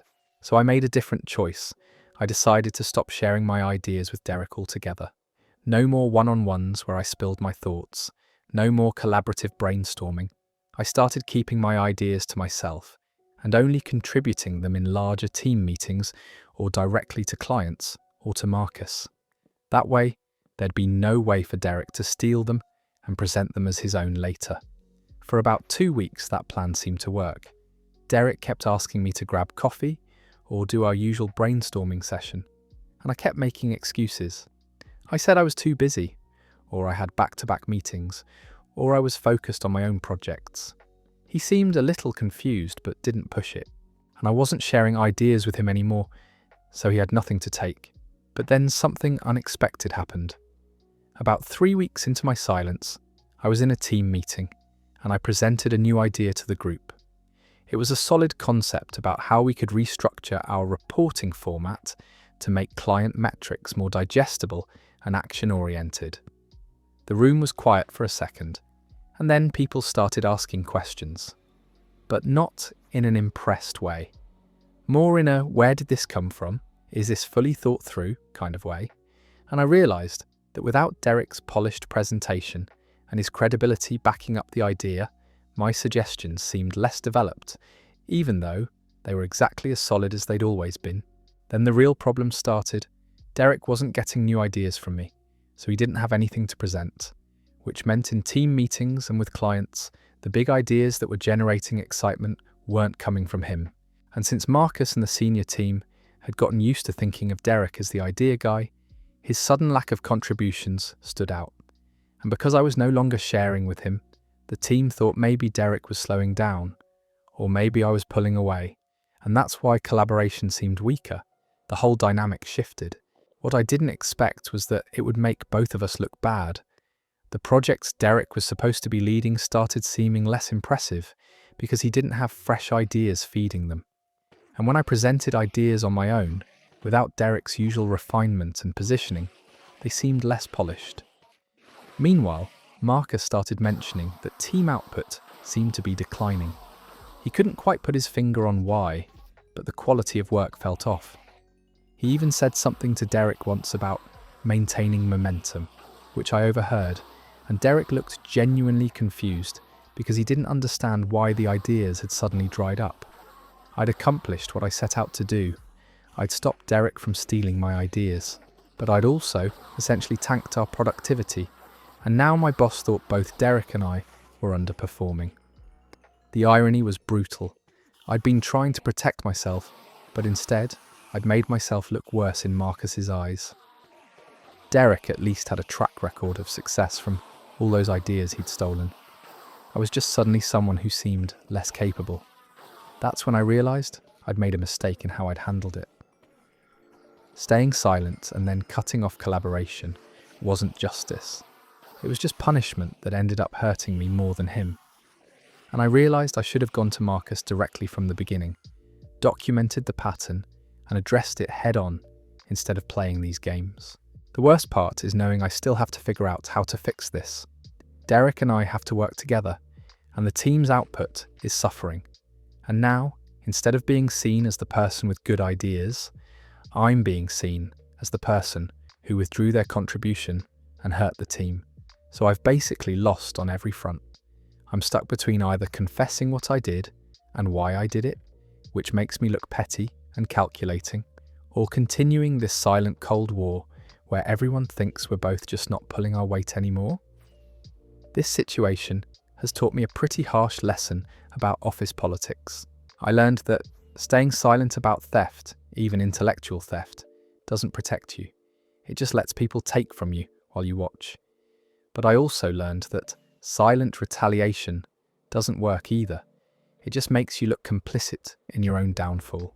What I should have done was say something immediately, document it, and escalated it properly. Instead, I let frustration and fear make my decisions for me, and that's where this one ends. Alright, so this next story comes from someone who learned a brutal lesson about what happens when you make assumptions about your partner instead of just having a conversation. Some people really do hate surprises, and apparently, some of those people also hate communication. I had been planning my girlfriend's surprise birthday party for almost 3 months. 3 months of secret meetings, coordinating with her best friends, calling venues, and lying to her face every single day. But it felt worth it because I was absolutely sure she was going to love it. She'd always talked about how much she loved big celebrations and how thoughtful it was when people put effort into making her feel special. So I thought a surprise party would be the ultimate way to show her how much I cared. The party was supposed to be on a Saturday in November at this upscale restaurant in the city that had a private back room. I'd booked it for 7 p.m. The price tag was substantial, around $2,000 for the space, the catering, and the staff. But it was for her, and she was worth it. I spent another $300 on decorations, a custom cake from this bakery she loved, and drinks. All told, I was out about $2,500. Not a small amount of money for someone in his late 20s, but I'd been saving specifically for her birthday for months. I coordinated with everyone. Her best friends from college came in from out of town. Her parents drove up from 2 hours away. My friends showed up. Her co-workers came. I'd sent out invitations through a group chat that specifically excluded her. And somehow, miraculously, nobody leaked it. Everyone was hyped. Everyone kept telling me how lucky she was to have someone willing to put this much thought and energy into her birthday. The week before the party, I kept hinting at it without being too obvious. I'd say things like, "You're going to have the best birthday this year, I promise." or I'd get mysteriously vague about our weekend plans. She kept asking me what I was doing, and I'd deflect with a smile. I told her to dress nice on Saturday night, that we had reservations somewhere special. She seemed excited. She kept trying to get me to tell her where we were going, and I held firm. The mystery was part of the appeal, I thought. Saturday morning came, and I was genuinely nervous in a good way. Like excited, nervous. I woke up early and ran through the mental checklist one more time. Cake, check. Decorations, already set up at the restaurant. Guest list confirmed, everyone was coming. I texted the group chat one final time to make sure everyone was on their way. Around 2 o'clock in the afternoon, I was getting ready, ironing my shirt, making sure I looked good. My girlfriend was upstairs taking a shower. I was thinking about how her face would look when she walked into that restaurant and saw everyone. I was imagining the surprise, the joy, the moment where she'd realise how much she was loved. Then my phone rang. It was her. She was still upstairs, but she was calling me. "Hey, what's up?" I answered, confused about why she was calling from the other room. There was this pause, a long one, and then she said, "I don't really want to go out tonight." My stomach immediately dropped. "What? Why not? We have reservations. I'm tired. And I know you're planning something, and honestly, I don't want you to." Her voice was flat. Not angry, but not happy either. Almost resigned. I remember standing there in my bedroom, holding the phone to my ear, processing what she was saying. "What do you mean you don't want me to? We have plans." "Yeah, I know, but I hate surprises. I really don't like being ambushed like that. It makes me anxious. I'd rather just know what's happening. And I'd really prefer if we just stayed home tonight." I couldn't believe what I was hearing. This woman who had literally told me stories about how much she loved surprise parties. This woman who'd spent the past 6 months talking about how she wished people would do spontaneous, thoughtful things for her. "Okay, but it's your birthday. Don't you want to do something special?" I was trying to stay calm, but I could feel panic building in my chest. "Not really. I just want to relax. Maybe we could order in, watch a movie." She said it like it was no big deal. Like I hadn't spent 3 months planning this. Like I hadn't already paid for everything. I had to tell her. I couldn't not tell her at this point. "I can't do that. I've already made reservations and there are people coming. It's set up." There was another pause, and then very quietly she said, "How many people are coming?" "A lot. Like everyone. Your friends, your family, my friends. We rented out the private room at Meridian." I could hear my own voice getting higher, more desperate. "Oh my God," she said. It wasn't the oh my God of pleasant surprise. It was the oh my God of horror, of regret, of someone realising they'd made a massive mistake and there was no way to take it back. We went back and forth for maybe 10 minutes. I kept trying to convince her that she would have fun once she got there, that everyone was already on their way, that she just needed to give it a chance. But she wasn't budging. She kept saying the same thing over and over. "I hate surprises, they make me anxious, I feel ambushed." Finally, I just said, "What time did you know about this?" Silence.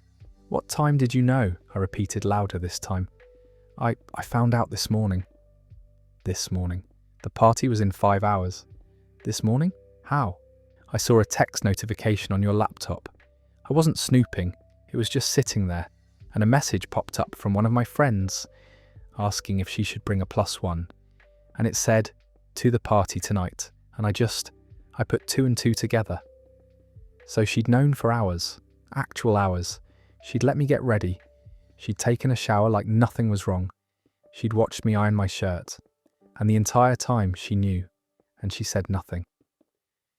She waited until 4 o'clock to tell me, 5 hours before the party, when literally everything was already locked in. I felt something break inside me when she told me that. Not in a dramatic way, just in a small, quiet way, like a crack forming in glass that would eventually shatter into pieces. I called the restaurant and told them the host wouldn't be coming. I asked if there was any way to cancel, knowing full well there wouldn't be. The manager was sympathetic but firm. The deposit was non-refundable. The catering was already prepared. The staff was scheduled. I could either show up with the group or I could forfeit everything. I asked if I could at least downsize the order or do something to reduce the cost. She said the minimum had already been met and paid for. Then I started calling people. My best friend first. I had to tell him the party was off. He was confused, then angry, then sympathetic. He asked if I was okay. I wasn't sure I was. Her best friend called me back within 2 minutes, upset. She'd driven 3 hours to be there. Her parents called me, confused and disappointed. I had to explain to all of these people, repeatedly, that the birthday girl didn't want a birthday party and had failed to mention that small detail until approximately 5 hours before the event. I went back upstairs and just looked at her. She was crying. She felt bad. She kept apologizing and saying she didn't know how to tell me, and she panicked. She said she should have said something as soon as she found out, but she didn't know what to do. I asked her why she'd never told me she hated surprises. We'd been together for almost 4 years. How had that not come up? She didn't have a good answer. I ended up going to the restaurant alone. I sat at the table in that beautiful private room, surrounded by flowers and balloons and a custom cake with her name on it, and I drank wine by myself until it got embarrassing. The staff didn't know what to do. The restaurant manager kept checking on me, asking if there was anything they could do. There wasn't. I paid the bill, I tipped them well because none of this was their fault, and I went home. The cake is still in my fridge. We've been eating it for a week in complete silence. We've talked about it a few times since then, but there's this weird tension now. I'm not even angry about the money, if I'm being honest. I'm hurt, I'm humiliated, I'm confused about why someone wouldn't communicate something this important to me, and I'm even more confused about how I dated someone for 4 years and didn't know this fundamental thing about her. She keeps saying she wants to make it up to me, but how do you make up for that? How do you fix the fact that you lied by omission to someone who was trying to love you? And that's where this one ends. So she knew for hours, and said nothing. Just let him keep getting ready, keep prepping, keep imagining how happy she'd be while she was upstairs knowing the whole thing was about to blow up. Not to mention the fact that if you hate surprises, that's something you probably should have mentioned before someone drops $2.5 grand on a party in your honour.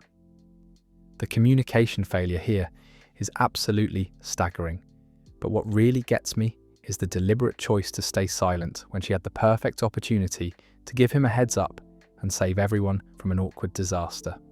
Alright, so this next one is about someone who learned a really harsh lesson about why you never let anyone touch your laptop, no matter how urgent they claim it is. And honestly, the way this all went down is going to make you genuinely angry. So I have a sibling, Alex, who's always been the kind of person who asks for favours at the absolute worst times. But I'm a decent person, so I usually help out when I can. One Tuesday afternoon, Alex texted me in a panic saying they had a massive work presentation due the next morning and their laptop had completely died. Like, wouldn't turn on at all. They asked if they could borrow mine for the evening to put together slides and research. It was urgent, they said. Super important for work. I didn't have anything major going on that night, so I agreed. I handed over my laptop around 4 p.m. with a casual, just be careful with it kind of warning. I went to bed pretty early that night, maybe around 11. Alex was still working when I went upstairs. The next morning I woke up, Alex was gone, and my laptop was sitting on the kitchen counter with a note saying they'd gotten the presentation done, and thanks so much. I didn't think twice about it at first. I grabbed the laptop and was about to open it when I realised I needed to check on something in my main documents folder. That's when everything fell apart. I opened up my files and immediately noticed that one of my biggest folders was just gone. I'm talking about a folder I called Creative Archive that I'd been building for literally 7 years. 7 years. This wasn't some random folder of temporary files or downloads. This was my entire personal creative work accumulated since college. It had everything. Stories I'd written over the years, poetry, essays, abandoned novel drafts, personal journals dating back to my early 20s, Edited photos from trips I'd taken, sketches and design work I'd done for friends, rough drafts of blog posts, voice recordings of ideas I wanted to develop. It was basically a digital scrapbook of who I was becoming as a person, and it was just deleted. My first thought was that maybe I was looking in the wrong place. Maybe I'd moved it somewhere else and forgotten. So I searched my entire computer. Nothing. I checked the recycle bin thinking maybe it was recoverable, empty, completely wiped. At that point, I felt this wave of panic hit me because I realised there was no backup. I'd never set up cloud storage for it, never backed it up to an external drive, nothing.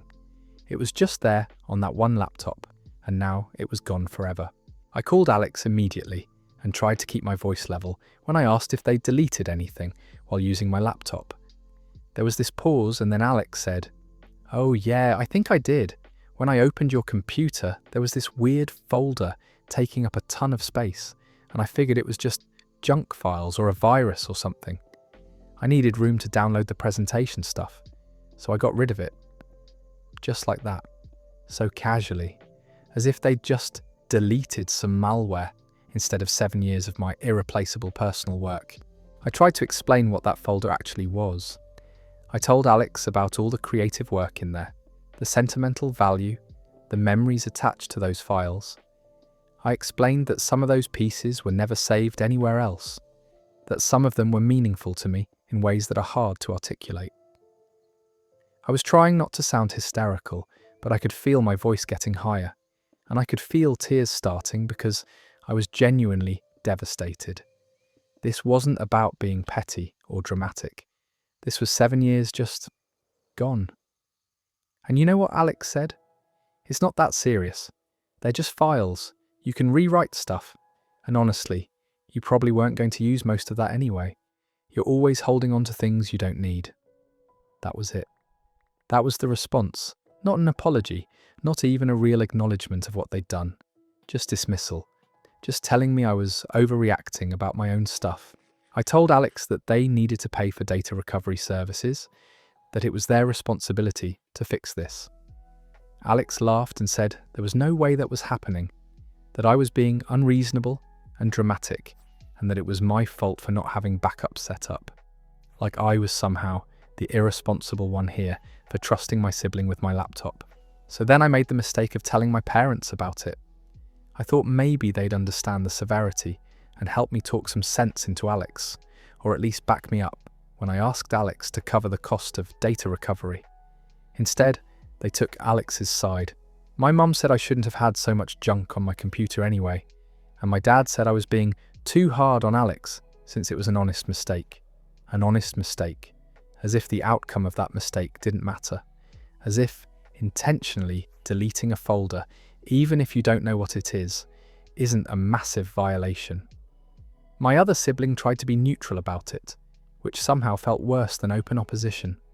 They kept saying things like, "Well, Alex didn't mean to, and you should just move forward and rebuild." Whoa, rebuild. Like 7 years of work is something you can just casually recreate from memory. Like the emotional weight of those files isn't a thing. Like the fact that some of those pieces came from specific moments in my life that I can't exactly replicate doesn't matter. I went through this whole grieving process where I was trying to remember everything that was in there and write down what I could salvage from memory. But memory isn't precise, I could remember maybe 30 or 40% of what was actually in those folders, and it's never the same when you're trying to recreate it. It's like the second draft is always worse because you're trying to remember feelings instead of capturing them in the moment. What really got to me was the dismissiveness of it all. The fact that Alex deleted my stuff, tried to justify it, refused to take responsibility, and then our family just decided that I was the unreasonable one for expecting an apology or some kind of restitution. No one seemed to understand that this wasn't about being petty. This was about someone violating my trust, destroying something that mattered to me, and then refusing to acknowledge that what they did was actually a big deal. It's been months now, and I still think about it. I still feel this hollow frustration when I remember pieces that are just gone. And the worst part is the broken trust. I can't look at Alex the same way anymore. I don't lend them anything. I don't share personal stuff with them. And they act like I'm the one being difficult. They don't get why I'm distant now. Okay, so Alex deleted 7 years of personal creative work, got caught, refused to apologise or take responsibility, and the family decided the person who lost everything, irreplaceable data, was the problem. The absolute lack of accountability here is stunning. Like, how do you delete someone's entire creative archive, shrug, and then act confused when they're upset about it? That's not an honest mistake. That's a failure to care. All right. So this next story is about someone who learned a pretty tough lesson about group dynamics and how quickly people can make you look like the villain when money gets involved.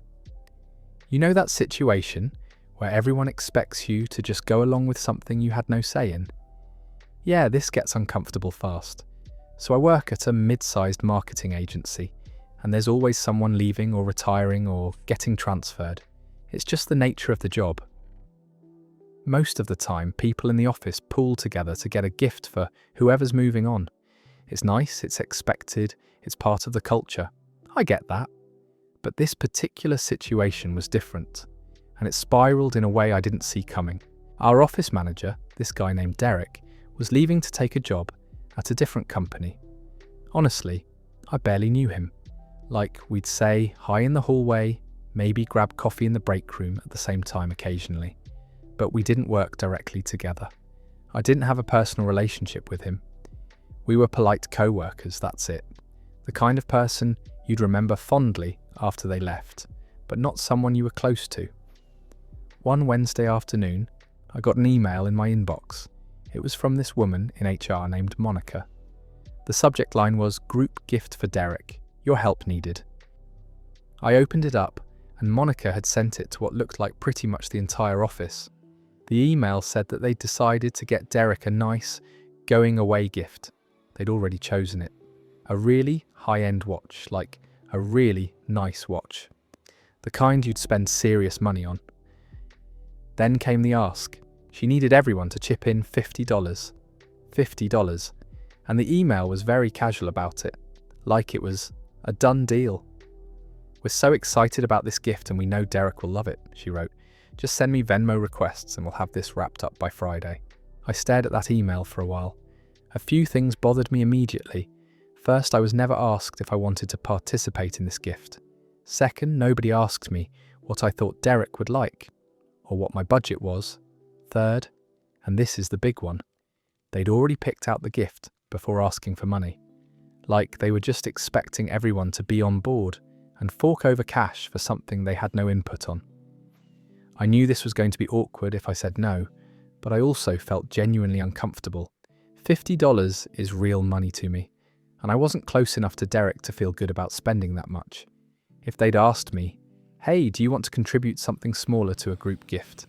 I probably would have been fine with $10 or $15, but this felt presumptuous. So I didn't Venmo Monica right away. I figured I'd think about it, maybe talk to her in person about it. The next day, I ran into Monica in the hallway. She stopped me and said, "Hey, did you see the email about Derek's gift?" Her tone was friendly, but there was definitely an undertone there. Like she was checking in on me because I hadn't responded yet. I told her I had seen it and that I had a few questions. I asked her why they'd already chosen the gift before asking people if they wanted to contribute. I explained that I barely knew Derek and that the amount seemed kind of steep without my input. I tried to be polite about it, but I was honest. Monica's face changed a little. She got defensive. She said, "Well, we wanted to make sure it was something really nice. Derek deserves it. He's been a great office manager and he's leaving us. Don't you think we should show our appreciation?" And I get it, I do. But that's not really the point. The point is that I wasn't asked. She was acting like I was being unreasonable for not immediately being on board with something I'd had zero say in. I said, "I appreciate that, but I wasn't involved in choosing this. I barely know Derek. I'd be happy to contribute something, but $50 feels like a lot when I didn't have input on the gift." She said, "Well, everyone else is contributing. She said it in a way that made it clear this was supposed to guilt me into just going along with it. Like, what kind of person doesn't want to chip in for a co-worker's gift? Here's where I probably should have just caved, should have sent her the $50 and moved on. But something about the way she said that bothered me. It felt manipulative, and I was frustrated that she was making me the bad guy for having a legitimate concern. I told her I'd think about it and let her know, but I could already see the look in her eye. I could already tell that people were going to see me as the person who didn't want to contribute, the person who was cheap or didn't appreciate Derek. Over the next 2 days, I noticed a shift. People would pass by my desk and there was this weird vibe.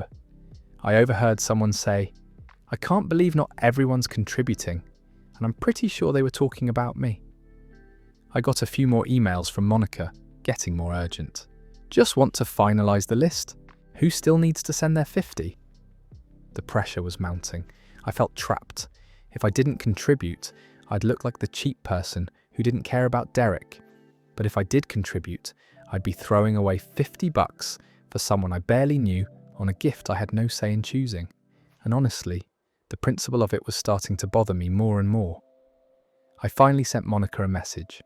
I said I'd be willing to contribute $25, not $50. I said it politely and explained again that I hadn't been consulted on the gift choice and that $50 was more than my budget allowed. Monica's response was icy. She said that everyone else had already committed to $50 and that if I only gave $25, they'd need to adjust the gift. She asked if I was really going to be that person. And there it was, that direct call-out, that public judgment. I was officially that person, the person who wasn't a team player, the person who didn't care enough. I ended up sending her the $50. I sent it with a bad taste in my mouth, but I did it. Because I couldn't handle being the office pariah.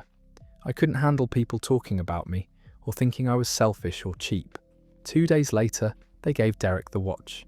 He seemed genuinely touched. He thanked everyone. He probably had no idea that there'd been this whole drama around his gift, or that someone had been pushed into contributing more than they wanted. But here's what really got me. A week after Derek left, I overheard 2 co-workers talking. One of them said, "Thank God everyone contributed. Can you imagine if we'd had to adjust that gift because someone couldn't afford it?" And they laughed.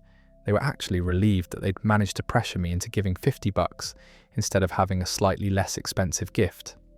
That's the part that stuck with me. They never stopped to think about whether what they were doing was fair. They just assumed everyone would be on board, and when one person pushed back, they made that person the problem. And that's where this ends. Man, so Monica really said, everyone else is doing it. Like that's some magical phrase that makes it okay to pressure someone into spending money they didn't budget for on a decision they didn't make. That's not team spirit. That's just group coercion with a friendly smile. The wildest part is Derek probably could have had a perfectly good gift for $30 and nobody would have cared. But the second someone wanted to opt out or negotiate, suddenly that person's the villain. It's wild how quick people are to judge your character over money when really they're just uncomfortable with confrontation. Alright, so this next one is about trust and boundaries, but specifically the kind of boundary violation that happens when someone who literally has a key to your space decides those boundaries don't apply to them. This is a story about a landlord who thought asking permission was optional. I was living in a 2-bedroom apartment in downtown for about 3 years. Nothing fancy, but it was mine in the sense that I paid for it, and it was my home. My landlord Derek was pretty hands-off most of the time. He collected rent, handled maintenance requests, and we didn't really interact beyond that. He wasn't terrible or anything. He just wasn't great. Kind of one of those guys who views rental properties as passive income and tenants as inconveniences that come with the territory. One Thursday, I got home from work around 5 p.m. like any other day. I unlocked my door and immediately felt something off. It's weird how you can sense that something's not right before you even consciously register what it is. My apartment just felt different. The air felt different. And as I walked further inside, I realised why. My bedroom door was wide open. My closet door was wide open. Drawers in my nightstand were slightly ajar. My couch cushions looked like they'd been shifted. My first thought was that I'd been broken into. My heart started racing. I checked around to see if anything was obviously missing. My laptop was still on my desk. My TV was still there. My wallet was on the kitchen counter where I'd left it. So it wasn't a robbery, but someone had definitely been in my apartment. I called the police and filed a report, gave them the information, and they basically said they'd look into it but didn't seem hopeful, given nothing was taken. I spent that night feeling incredibly violated and unsafe. I couldn't sleep. Every noise made me jump. I kept checking that my door was locked, even though I'd already checked it 100 times. The next morning, I was sitting on my balcony, trying to calm down, when my neighbour Tom came over. He lived in the unit next to mine, and we'd chat occasionally about building stuff. He took one look at my face and asked what was wrong. I told him about the break-in, and he immediately said, "Oh, that wasn't a break-in.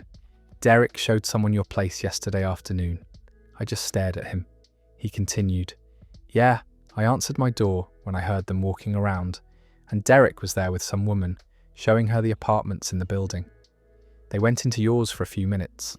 I figured you'd agreed to it or something." "I'm sorry," I felt my stomach drop.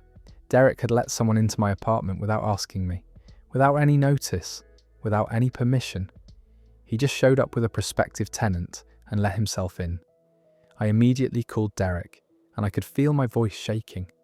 I asked him why he'd shown my apartment to someone without telling me first or asking for permission. There was this pause, and then he said, in the most casual tone possible, "Yeah, I had someone interested in looking at the 2-bedroom, and I needed to show them the layout. It was just a quick showing, no big deal." No big deal. My apartment, my private space, my home that I pay for, and it's no big deal. I told him it absolutely was a big deal. That I'd never given him permission to enter my apartment, let alone bring other people inside. That he's required to give notice, and that showing an occupied apartment to prospective tenants is something I needed to consent to. Derek's response was infuriating. He said, "Look, I'm the landlord. The apartment is technically mine, and I need to be able to show it if there's interest. You're being dramatic about this." Then he added, "Besides, nothing happened. You're acting like I violated something serious." But that was the thing. He had violated something serious. He violated my privacy. He violated my security. He violated the basic understanding that my home is my safe space, and that he can't just invite strangers in whenever he feels like it. I told him that in the future, he needed to give me written notice, typically 24 to 48 hours in most places, before showing the apartment. That this was the law in my state, and that I expected him to follow it. He got defensive and said something like, "Fine, whatever, but you're being unreasonable about this." I hung up and immediately started researching my tenant rights. Turns out Derek had violated not just my privacy, but my legal rights. In my state, landlords are required to give written notice before entering an apartment, except in emergencies. Showing the apartment to prospective tenants definitely doesn't count as an emergency. The notice requirement exists specifically to protect tenants' right to quiet enjoyment of their homes. That's an actual legal term, quiet enjoyment, which is basically the right to live in your space without unreasonable interference. I called the police back and asked if I could amend my report. The officer I spoke with seemed more interested this time when I explained it was the landlord who'd entered without permission. He said it was a civil matter, but documented it anyway. I then took photos of my apartment, documented the date and time, and sent Derek a detailed email laying out what happened, when it happened, that I did not give permission, and that I expected written notice before any future entries. I kept that email for documentation. I also looked into whether I could break my lease without penalty, and I spent hours researching my options. Over the next week, Derek tried to act like everything was fine. He sent me a lease renewal notice for the following year, completely ignoring what had happened. I didn't respond. I wasn't sure if I was going to stay there. The trust was broken. I'd come home checking my locks obsessively. I felt like my space wasn't actually my own. A few weeks later, Derek tried to show the apartment again, but this time he actually texted me first. I told him absolutely not, and that if he did it again without my explicit written permission and proper notice, I would be filing a formal complaint with the housing authority and potentially breaking my lease. I documented everything from that point on. Every notice he was supposed to give me, whether he gave it, every violation, every time he tried to push the boundary again. Because once someone shows you they don't respect your basic rights, you have to protect yourself. That's the end of that story. Honestly, the fact that Derek thought showing someone around your apartment was just no big deal is wild. Your home isn't an open house on a Saturday. It's where you sleep, where you're vulnerable, where you should feel safe. The fact that he got defensive instead of apologizing tells you everything about the kind of landlord he is. The kind who thinks his legal rights trump a tenant's basic right to privacy and security. Landlords like that rely on tenants not knowing their rights or being too intimidated to enforce them. Now let's move on to another story about someone who discovered their boundaries were being tested in a completely different way. Alright, so this next story is about one of those friendships where you realise way too late that you were the only one actually invested in it. And honestly, nothing stings quite like that moment when you finally see it clearly. Let's get into it. So I helped my friend move about 2 years ago, and it was one of those moves that absolutely destroyed me physically. We're talking about moving from a third-floor apartment to a house across town, and this guy had accumulated so much stuff over the years. Furniture, boxes, kitchen equipment, everything. He'd asked me if I could help him move, and I didn't hesitate. We'd been friends since college, and I felt like that's what you do for people you care about. You show up. The moving day itself was brutal. I got to his apartment at 7 a.m. on a Saturday morning, which meant I'd woken up at 6. He had a truck rented, and we started immediately. We're talking about hauling his couch down 3 flights of stairs, which took me and him both struggling and cursing the entire way down. His bed frame, his dresser, boxes and boxes of stuff. By the time we got to his actual heavy furniture, my back was already killing me. But I kept going because he kept thanking me and telling me how much he appreciated it. How he couldn't have done this without me. We made 3 trips to the new house. 3 full trips back and forth across town. Each time, I'm loading the truck, unloading the truck, moving heavy items into rooms, organising stuff in his new place. By the end of the day, I was absolutely exhausted. My legs felt like jelly, my back was throbbing, and I had blisters on my hands from carrying boxes. I remember sitting in his living room at like 8 p.m. that night, completely wiped out, and he was going on and on about how grateful he was. He said something like, "Dude, I honestly don't know what I would have done without you. You're a real one. Seriously, anything you ever need, I've got your back." I remember feeling good about that. Like, yeah, that's friendship. That's what it looks like. We ordered pizza that night, ate together in his mostly empty living room, surrounded by boxes, and it felt like a bonding moment. He kept reiterating that he owed me big time, and that he meant it about being there for me if I ever needed anything. Fast forward about 3 weeks, I was dealing with something that had been stressing me out for a while. Nothing catastrophic, but I needed help moving some stuff from a storage unit I was renting into my apartment. It wasn't a huge job, honestly. It was maybe a few hours of work, and a lot of it was smaller items, nothing like the heavy furniture nightmare I'd helped him with. I texted him and asked if he had a few hours free on Saturday. I remember being pretty casual about it in the message, like, "Hey man, I've got some stuff I need to move from storage to my place. You free Saturday to help out for a few hours? I owe you one anyway, after your move." Nothing. No response. I waited a day, figured maybe he was busy or didn't see it. I sent another message. Still nothing. This is where it started to feel weird because this guy was definitely active on social media. I could see him posting stories constantly. Photos of him hanging out with other friends, pictures of his new house looking all nice and settled, that kind of thing. But he wasn't responding to my messages. I let it go for about a week. Then I sent him a more direct message. I said something like, "Hey, did you get my previous messages? Just let me know if you can help out or not. no pressure. And still, nothing. Complete silence. But the social media activity continued. Instagram stories, TikToks, posts about how busy he was, how hectic life had been getting, all this stuff about barely having time to breathe. This is where mutual friends started coming into play. I wasn't going to confront him about it or make a big deal out of it right away, but one of our mutual friends actually brought it up to me. She was like, "Hey, I saw your guy posted something about being too overwhelmed and having no time for anything."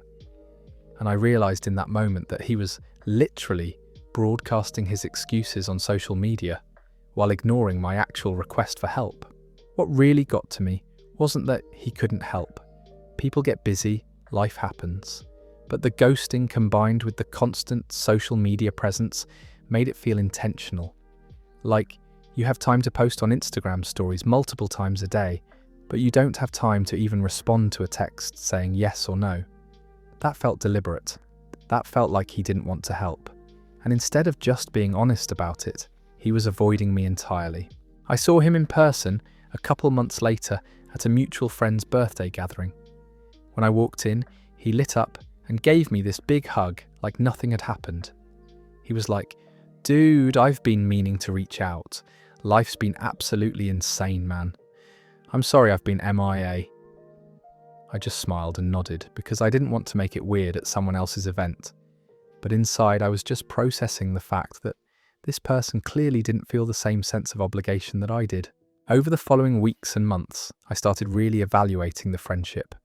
And the more I thought about it, the more I realised it had always been pretty one-sided. There were other instances I hadn't really thought about at the time. He'd ask me for favours or advice fairly regularly, and I was always there. But when I'd try to make plans or reach out just to hang out, he'd often bail or take forever to respond. It had just been the baseline of our friendship, and I'd accepted it because I cared about him. But that move day and what came after really crystallised something for me.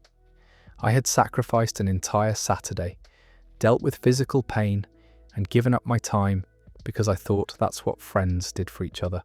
I thought there was a mutual understanding that we were there for one another. But apparently, I was the only one operating under that assumption. I still talk to him sometimes. We're not enemies or anything, but I've definitely stepped back from that friendship. I don't reach out as much, and I'm much more protective of my time and energy now. When he does ask me for help with things, I'm more likely to decline because I've accepted that this isn't actually a reciprocal relationship. It's me giving and him taking, with an occasional thank you thrown in to make me feel like I'm making a difference. The worst part is that I'm not even angry about it anymore. I'm just kind of disappointed. Disappointed that someone I cared about didn't value that care in the same way. Disappointed that my effort and exhaustion and sacrifice didn't matter enough for him to even send a simple, "Hey man, I can't help but I appreciate you asking" text. And that's where this one ends. You know what the most frustrating part of this whole thing is? It's not even that he said no. It's that he couldn't be bothered to actually communicate like an adult. Like, a 2-second text saying he couldn't help would have been fine. Would have been disappointing, sure, but fine. Instead, he just vanished from the group chat on that specific weekend and reappeared on social media, complaining about being too busy. So which is it, man? You were genuinely swamped, or you just didn't want to. Alright, so this next one is about someone who learned a hard lesson about group projects and the absolute bullshit of being held responsible for other people's laziness. This is one of those stories that gets more infuriating the further it goes. So strap in. I was a junior in college, taking this marketing strategy course that had a pretty significant final project. It was going to be 40% of our grade, which meant it actually mattered. The professor, Dr. Harrison, divided us into groups of 4 and told us we'd be creating a comprehensive marketing campaign for a real local business. We got assigned to a boutique coffee shop downtown that was struggling to compete with the big chains. It was actually a pretty cool project, and I was genuinely excited about it. So Dr. Harrison explained that we'd be graded both as a group and individually. Each person would be responsible for a specific section, and he emphasised that communication and time management would be crucial. The sections were broken down like this: market analysis and competitor research, creative campaign development, budget and implementation strategy, and finally, presentation design and delivery. I volunteered for the market analysis section because that's what I was strongest at. Then there was this guy named Tyler, who seemed enthusiastic and said he'd handle the creative campaign. This girl named Monica said she'd do the budget and strategy stuff. And then there was Kevin, who kind of just nodded and said he'd handle the presentation design. We exchanged numbers and made a group chat. I created this whole shared folder with a timeline and deadlines for each section. I suggested we work backwards from the final presentation date, which was 4 weeks away. I proposed that everyone should have their rough drafts done by week 2, so we'd have 2 weeks to review everything, make adjustments, and polish the final product. Everyone said that sounded great. Tyler used a thumbs up emoji. Monica said, "Sounds good." Kevin just said, "Cool."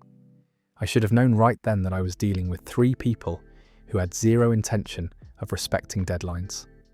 I threw myself into my research immediately.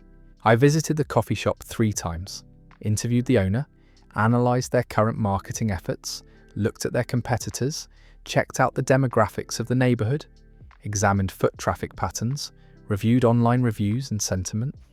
I created this really detailed market analysis with graphs, data visualizations, strategic insights, and actionable recommendations.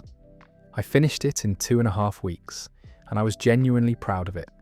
It was thorough and professional, and showed exactly what this coffee shop needed to do to compete. By week 2, when everyone was supposed to have their rough drafts done, I sent a message in the group chat asking for updates. Tyler responded with, "Almost done, just need a few more days." Monica said, "Still working on the numbers." Kevin didn't respond at all.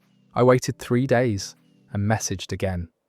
This time only Monica responded, saying she'd have something by the end of the week. Still nothing from Kevin. I called him, and he picked up sounding annoyed, like I was interrupting something important. He said he'd been really busy with other classes and would definitely have the presentation outline done soon. I asked him what soon meant, and he was vague. I remember the frustration starting to build, but I tried to stay positive and encouraging. I told him we were on a tight timeline and asked if he could get something to me by Wednesday. He said, yeah, I'll try. Wednesday came. Nothing from Kevin. Thursday, nothing. Friday, I sent another message asking for updates from everyone. Tyler finally sent over his creative campaign materials, and honestly, they were pretty mediocre. It was like he'd spent maybe 3 hours on it. His ideas were generic, the execution was sloppy, and there wasn't much strategic thinking behind any of it. But it was something, which was more than what I had from Kevin. Monica sent her budget section on Saturday. It was incomplete and riddled with errors. The numbers didn't even add up correctly, and she'd used outdated pricing information. It was clear she hadn't actually done the research she was supposed to do. She'd basically thrown something together at the last minute. Then there was Kevin, who submitted his presentation outline on Sunday night, 2 days before we were supposed to present. It was a mess, poorly organised, with random ideas thrown together, some of which directly contradicted what the rest of us had developed. He'd clearly not read anything anyone else had written. I was livid at this point, but I also knew we were running out of time to fix things. So I did what I probably shouldn't have done. I basically rewrote and salvaged everyone's work. I cleaned up Tyler's creative campaign and made it actually coherent. I corrected Monica's budget and filled in the missing pieces. I restructured Kevin's presentation outline to actually make sense and flow with the rest of the project. I worked through the night, Sunday and Monday, to pull everything together into something that looked professional and cohesive. We presented on Tuesday, and honestly, even with all the mess I'd cleaned up, it wasn't our best work, but it was solid. The coffee shop owner seemed impressed. Dr. Harrison asked some good questions during our presentation, and we wrapped it up, feeling like we'd at least managed to make something decent out of a disaster. Then we got our grades back 3 weeks later. A 68%, a D+. I was shocked, absolutely stunned. We'd done solid research, had a coherent strategy, the presentation was well organised. How did we get a 68? I went to Dr. Harrison's office hours immediately. I asked him to walk me through the grade. He pulled up our project on his computer and said, "Well, your individual components are actually really strong. Your market analysis is excellent, probably an A work. But the problem is the overall cohesion of the project and the presentation of the other sections. The creative campaign feels disconnected from your research. The budget section has errors and seems like it wasn't thoroughly thought through. And the presentation design is all over the place." I took a breath and said, "Dr. Harrison, I'm going to be really honest with you. I wrote the market analysis section, which is what I was assigned. Tyler wrote the creative campaign, Monica wrote the budget, and Kevin designed the presentation. That's what they turned in to me. Those are their contributions, not mine." He looked surprised and said, "Well, why didn't you tell them their work was inadequate and ask them to fix it?" And that's when I lost it. Not in an aggressive way, but I could feel the anger rising in my voice. I said, "Because they're adults in college. I'm not their parent. I'm supposed to do my part, and I did. I did it thoroughly and on time. I turned in market analysis that was comprehensive and actionable. I can't control whether other people do their work or do it well. If this project is supposed to reflect our individual contributions, then they should get lower grades for their sections, not me." Dr. Harrison leaned back in his chair and said, "As the person with the strongest work ethic in the group, I think the expectation was that you take on a leadership role and ensure everyone was pulling their weight." I stared at him. "So I'm being penalised for not managing 3 other adults. That's not what I signed up for. I wasn't made the group leader. I did the work I was assigned to do. Why is that my responsibility?" He didn't have a good answer. He just kind of said that group projects are about learning to work with people, and that sometimes that means stepping up. I asked him if I could submit a written explanation of what I actually did versus what the other group members submitted. He agreed to look at it. I spent 2 hours documenting everything. I showed the timestamps of when I submitted my work. I pulled up the group chat showing when other people's deadlines passed without deliverables. I literally took screenshots of what Tyler, Monica, and Kevin had submitted versus what actually appeared in the final project to show what I'd rewritten. I included the original copies of their rough work. It was thorough documentation. I sent it to Dr. Harrison with a request that my grade be adjusted based on my actual individual contribution, or that the other group members' grades be adjusted to reflect the quality of their actual work. He replied 2 days later saying he'd reviewed my documentation and would raise my grade to an 87%, which he considered more in line with the quality of my market analysis section. But he wasn't going to lower the other students' grades because they had technically submitted their portions. An 87 instead of a 68. It was better, but it still wasn't the A I should have gotten for the work I actually did.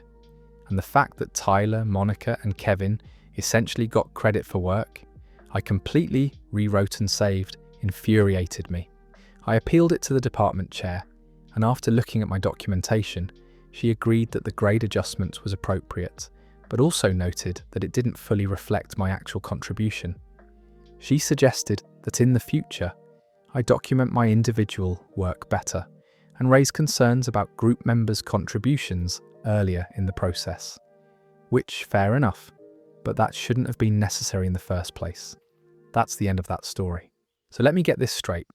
This person did excellent work, completed it on time, watched everyone else drop the ball, basically rewrote their assignments to save the entire project, and somehow that meant she was responsible for managing 3 lazy college students who should have been capable of managing themselves.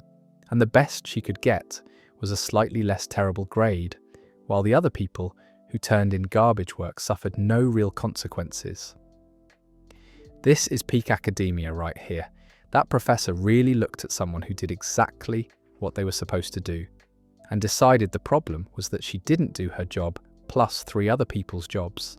then act shocked when the project reflected those three people's actual effort levels. Alright, so this next one is from someone who discovered that sometimes the people closest to you are the best liars.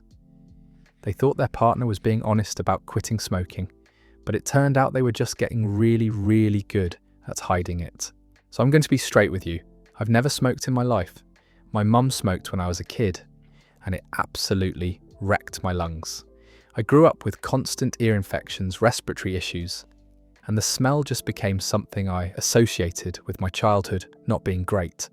So when I got into a relationship with my girlfriend about 4 years ago, and she told me she smoked, it wasn't a deal breaker. People have habits, but it was something we talked about early on.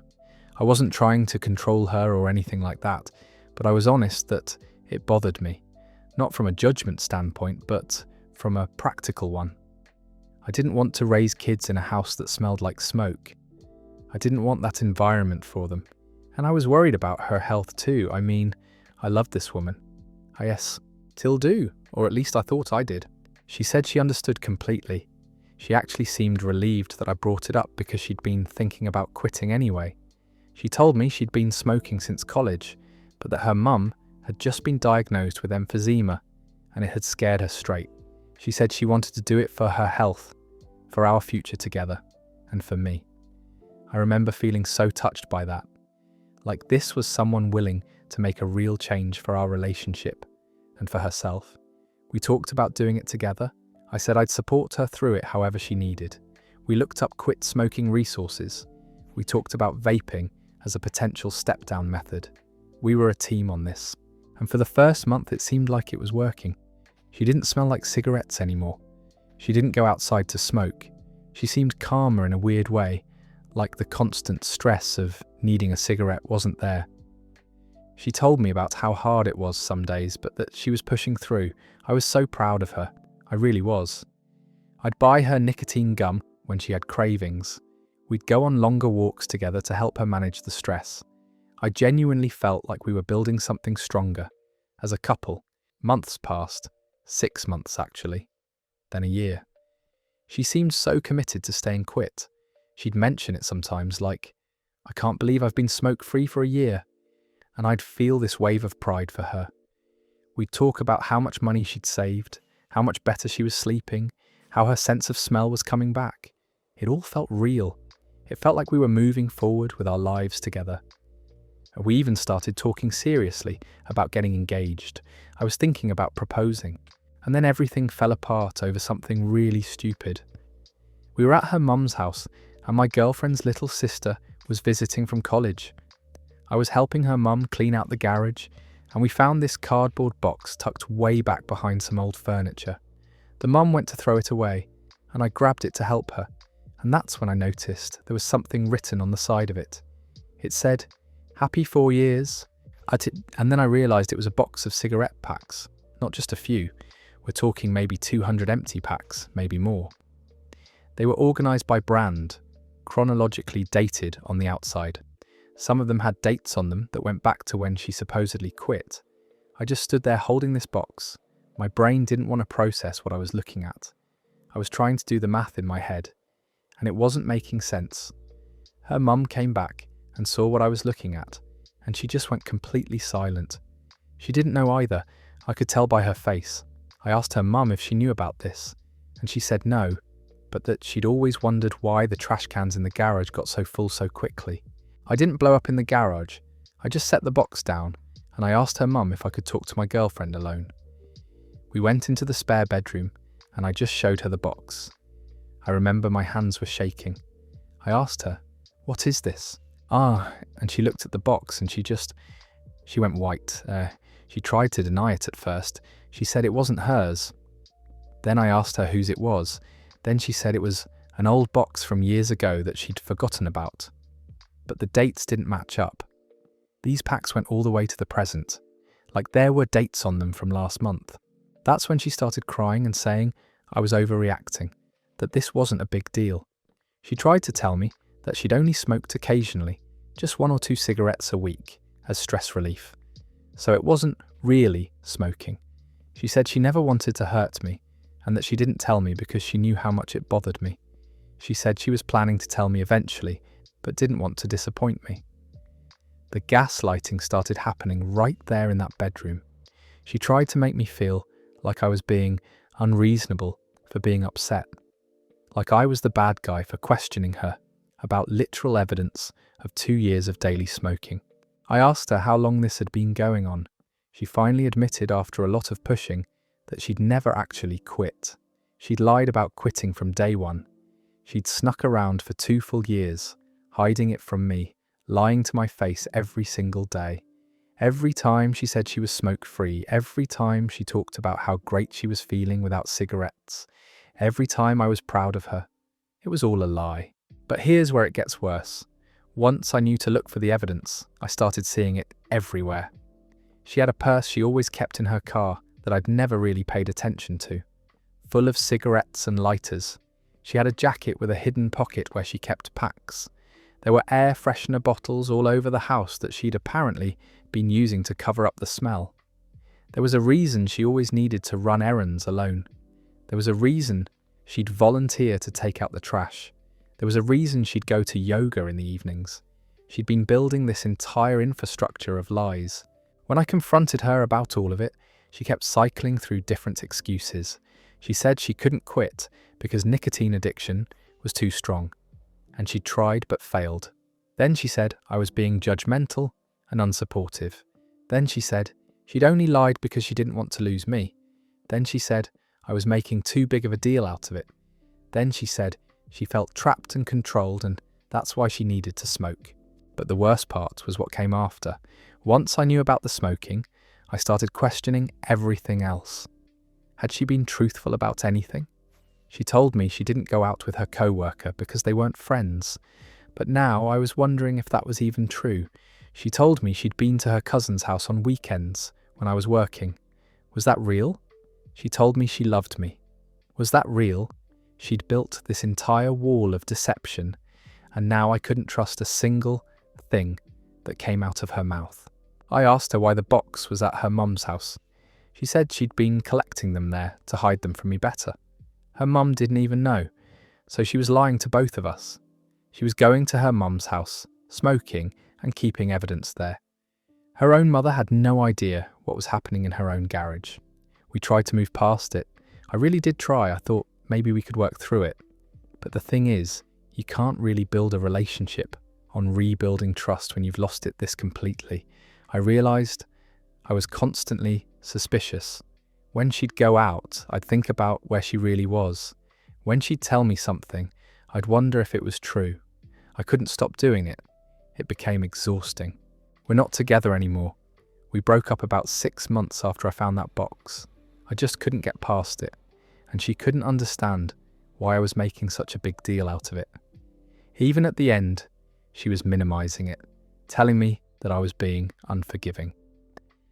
But for me, it wasn't really about the cigarettes. It was about the fact that she looked me in the eye every single day and lied to me. It was about the fact that she let me be proud of her for something she wasn't even doing. It was about the fact that she had the opportunity to be honest and chose deception instead, over and over and over again. The cigarettes were just the thing I could see, but now I'll never know what else was hidden. And that's where this story ends. So yeah, 2 years of lying about something she could have just been honest about from the start. And the crazy part is, she could have just told him she was still smoking. Maybe they could have figured it out together. Maybe they couldn't have, but at least it would have been real. Instead, she built this entire secret life and thought nobody would ever find out. When you're keeping that many lies going at once, you're not in a relationship anymore.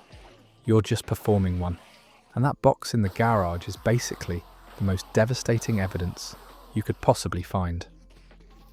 Speaking of things that totally destroy your perception of someone you thought you knew. Alright, so this next one is about workplace exclusion taken to a whole new level. And honestly, when you think about it, there's something particularly cruel about being left out of something as simple as lunch plans. Because it's not just the lunch, it's the message behind it. So let's get into this one. I've been working at my company for about 3 years now, and up until recently, I thought I had a pretty solid dynamic with my team. We're a department of about 8 people, Nothing huge, but I always felt like we got along well enough. We'd chat at our desks, grab coffee together sometimes, attend the same meetings. Everything seemed normal. But looking back now, I realised there were signs I was choosing to ignore, because acknowledging them would have meant accepting something I didn't want to believe about the people I worked with. The thing is, I've never been super social at work. I'm not the type to go out for drinks after work, or make a huge effort to be friends with co-workers. I do my job well, I'm reliable, and I keep to myself mostly. So when I started eating lunch alone at my desk, I didn't think much of it. I figured people were just busy, doing their own thing. Some days I'd bring leftovers from home, other days I'd grab something from the place downstairs, and I'd eat at my desk scrolling through my phone or catching up on emails. It became my routine, and honestly, I was fine with it. Or I told myself I was anyway. This went on for months. I'm talking like 6-7 months of eating alone while I watched my co-workers disappear around noon. They'd get up from their desks, grab their bags and leave together. Sometimes 2 of them, sometimes 3 or 4. They'd come back about an hour later, laughing about something, inside jokes already fully formed. I noticed, but I didn't say anything. It felt weird to ask to join, like I'd be imposing. And part of me figured if they wanted me to come, they would have invited me by now. Then one day, everything changed. I was at my desk finishing up some work, and I heard a notification sound from the desk next to me. My co-worker, let's call him Tom, had stepped away for a moment. His phone was sitting there, and the notification popped up on his lock screen. I wasn't trying to be nosy or anything, but I literally just glanced over and saw it. A group chat notification, and the name of the chat was Lunch Squad. I felt something twist in my stomach immediately. Lunch Squad. So they literally had a name for their group. They had formalised their exclusion of me. Tom came back and grabbed his phone, and I tried to act like I hadn't seen anything. But now I was thinking about it. I was thinking about all those times they disappeared, all those inside jokes, all those moments where I'd ask where they were going and someone would vaguely say out or just getting food. They were coordinating through a group chat. They were planning this. It wasn't just a coincidence that they all happened to go to lunch together. I couldn't stop thinking about it. And I know this sounds dramatic, but once you notice something like that, you can't unsee it. Now every time they left together, I was hyper aware of it. And I found myself getting increasingly bothered by something I had previously convinced myself didn't matter. At night, I'd lie in bed thinking about the lunch squad. What were they talking about? What was so funny? Why was I not part of it? About a week later, I saw my opening. Tom was in the break room, and his phone was on his desk again. He was gone for maybe 5 minutes, and I know what I did next wasn't great, but I was curious. I was hurt and confused, and I needed to know. So I did something I'm not particularly proud of. I picked up his phone, unlocked it because apparently his passcode was his birthday, which I happened to know from an office birthday thing, and I opened the lunch squad chat. What I found made me feel sick. I'm talking physically nauseous. The chat went back for months, and it was full of daily lunch coordination. Anyone want Thai today? I'm thinking that new sandwich place. Coming everyone? But what really got me were the other conversations. The stuff that wasn't about food. There were comments about me. Nothing outright mean, but comments nonetheless. References to me as the desk person, because apparently I always stay at my desk. Jokes about how I probably wouldn't understand their humour anyway. Someone had written, "Thank God she doesn't want to hang out with us." And several people had reacted with laughing emojis. I felt my face get hot. Thank God she doesn't want to hang out with us. I had never said I didn't want to hang out with them. I had just never been asked. The implication being made in that chat was that I had rejected them, when the reality was the opposite. They had rejected me and then congratulated themselves for the rejection. I scrolled back further than I probably should have. And I found even more specific things. Someone had written about how I was weird because I eat lunch alone. Someone else had made a comment about my outfit choice one day. There was a whole conversation about how I talk too much in meetings, which fair, maybe I do. But hearing it dissected in their lunch squad chat felt different than getting feedback from a manager. There was also something about how I'm always so serious and how they appreciated that their group was a space where they could relax and be themselves without the vibe getting weird. The vibe. I was the one making the vibe weird, apparently, by doing my job and existing in the same office as them. I heard Tom coming back, so I put the phone down and went back to my desk. But I was shaking, genuinely shaking. And I spent the rest of that day just staring at my work without actually doing any of it. I kept playing conversations over in my head. Moments when they'd come back from lunch laughing. Moments when they'd make a reference to something I didn't understand.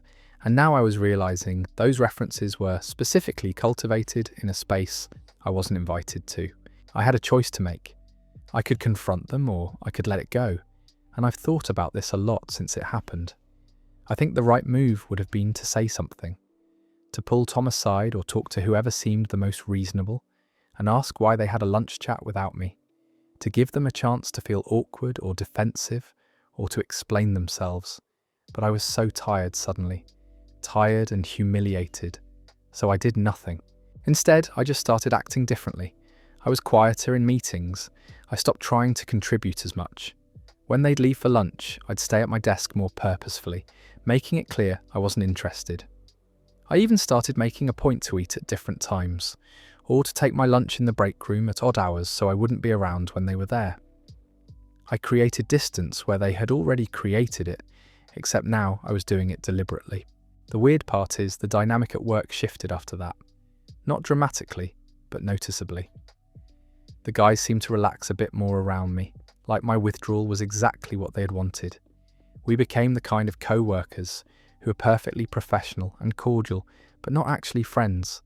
And I realised something had broken that I wasn't sure could be fixed. And the worst part? I'm not even that mad at them anymore. I'm just sad about it. I'm sad that they felt the need to exclude me in the first place. I'm sad that I ate alone for months without knowing why. And I'm sad that now, when I do have to interact with them, there's this weird thing hanging over it that nobody's going to address. That's the end of that story. So let me get this straight. You discovered a whole secret society of lunch coordinators, found out they were actively avoiding you, read their entire diary of shade about you, and then just quietly accepted it, like you handled it by becoming exactly what they wanted you to be.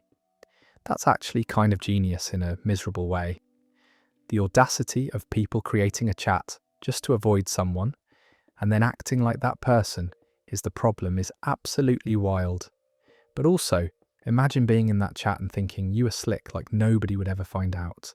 Alright, so this next one involves what might be the most blatant financial betrayal among friends I've seen in a while. And I'm talking about the kind of situation where you realise your friends might not actually see you the way you see them. This person learnt that lesson the hard way. So I've got this friend group. We've been tight since college, maybe 7 of us who actually stay in touch and try to do stuff together.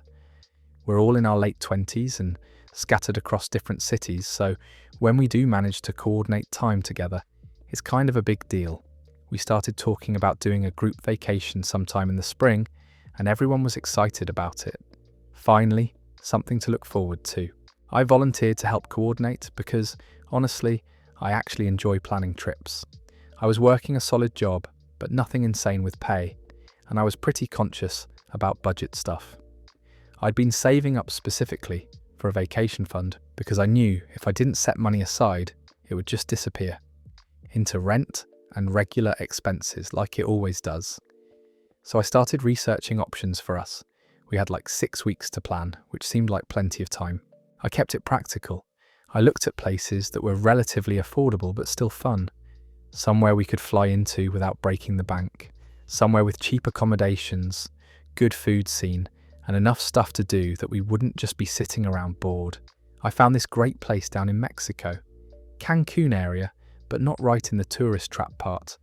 Quieter, more authentic, way better prices than you'd think. I calculated the whole thing out. Flights were reasonable if we booked in advance.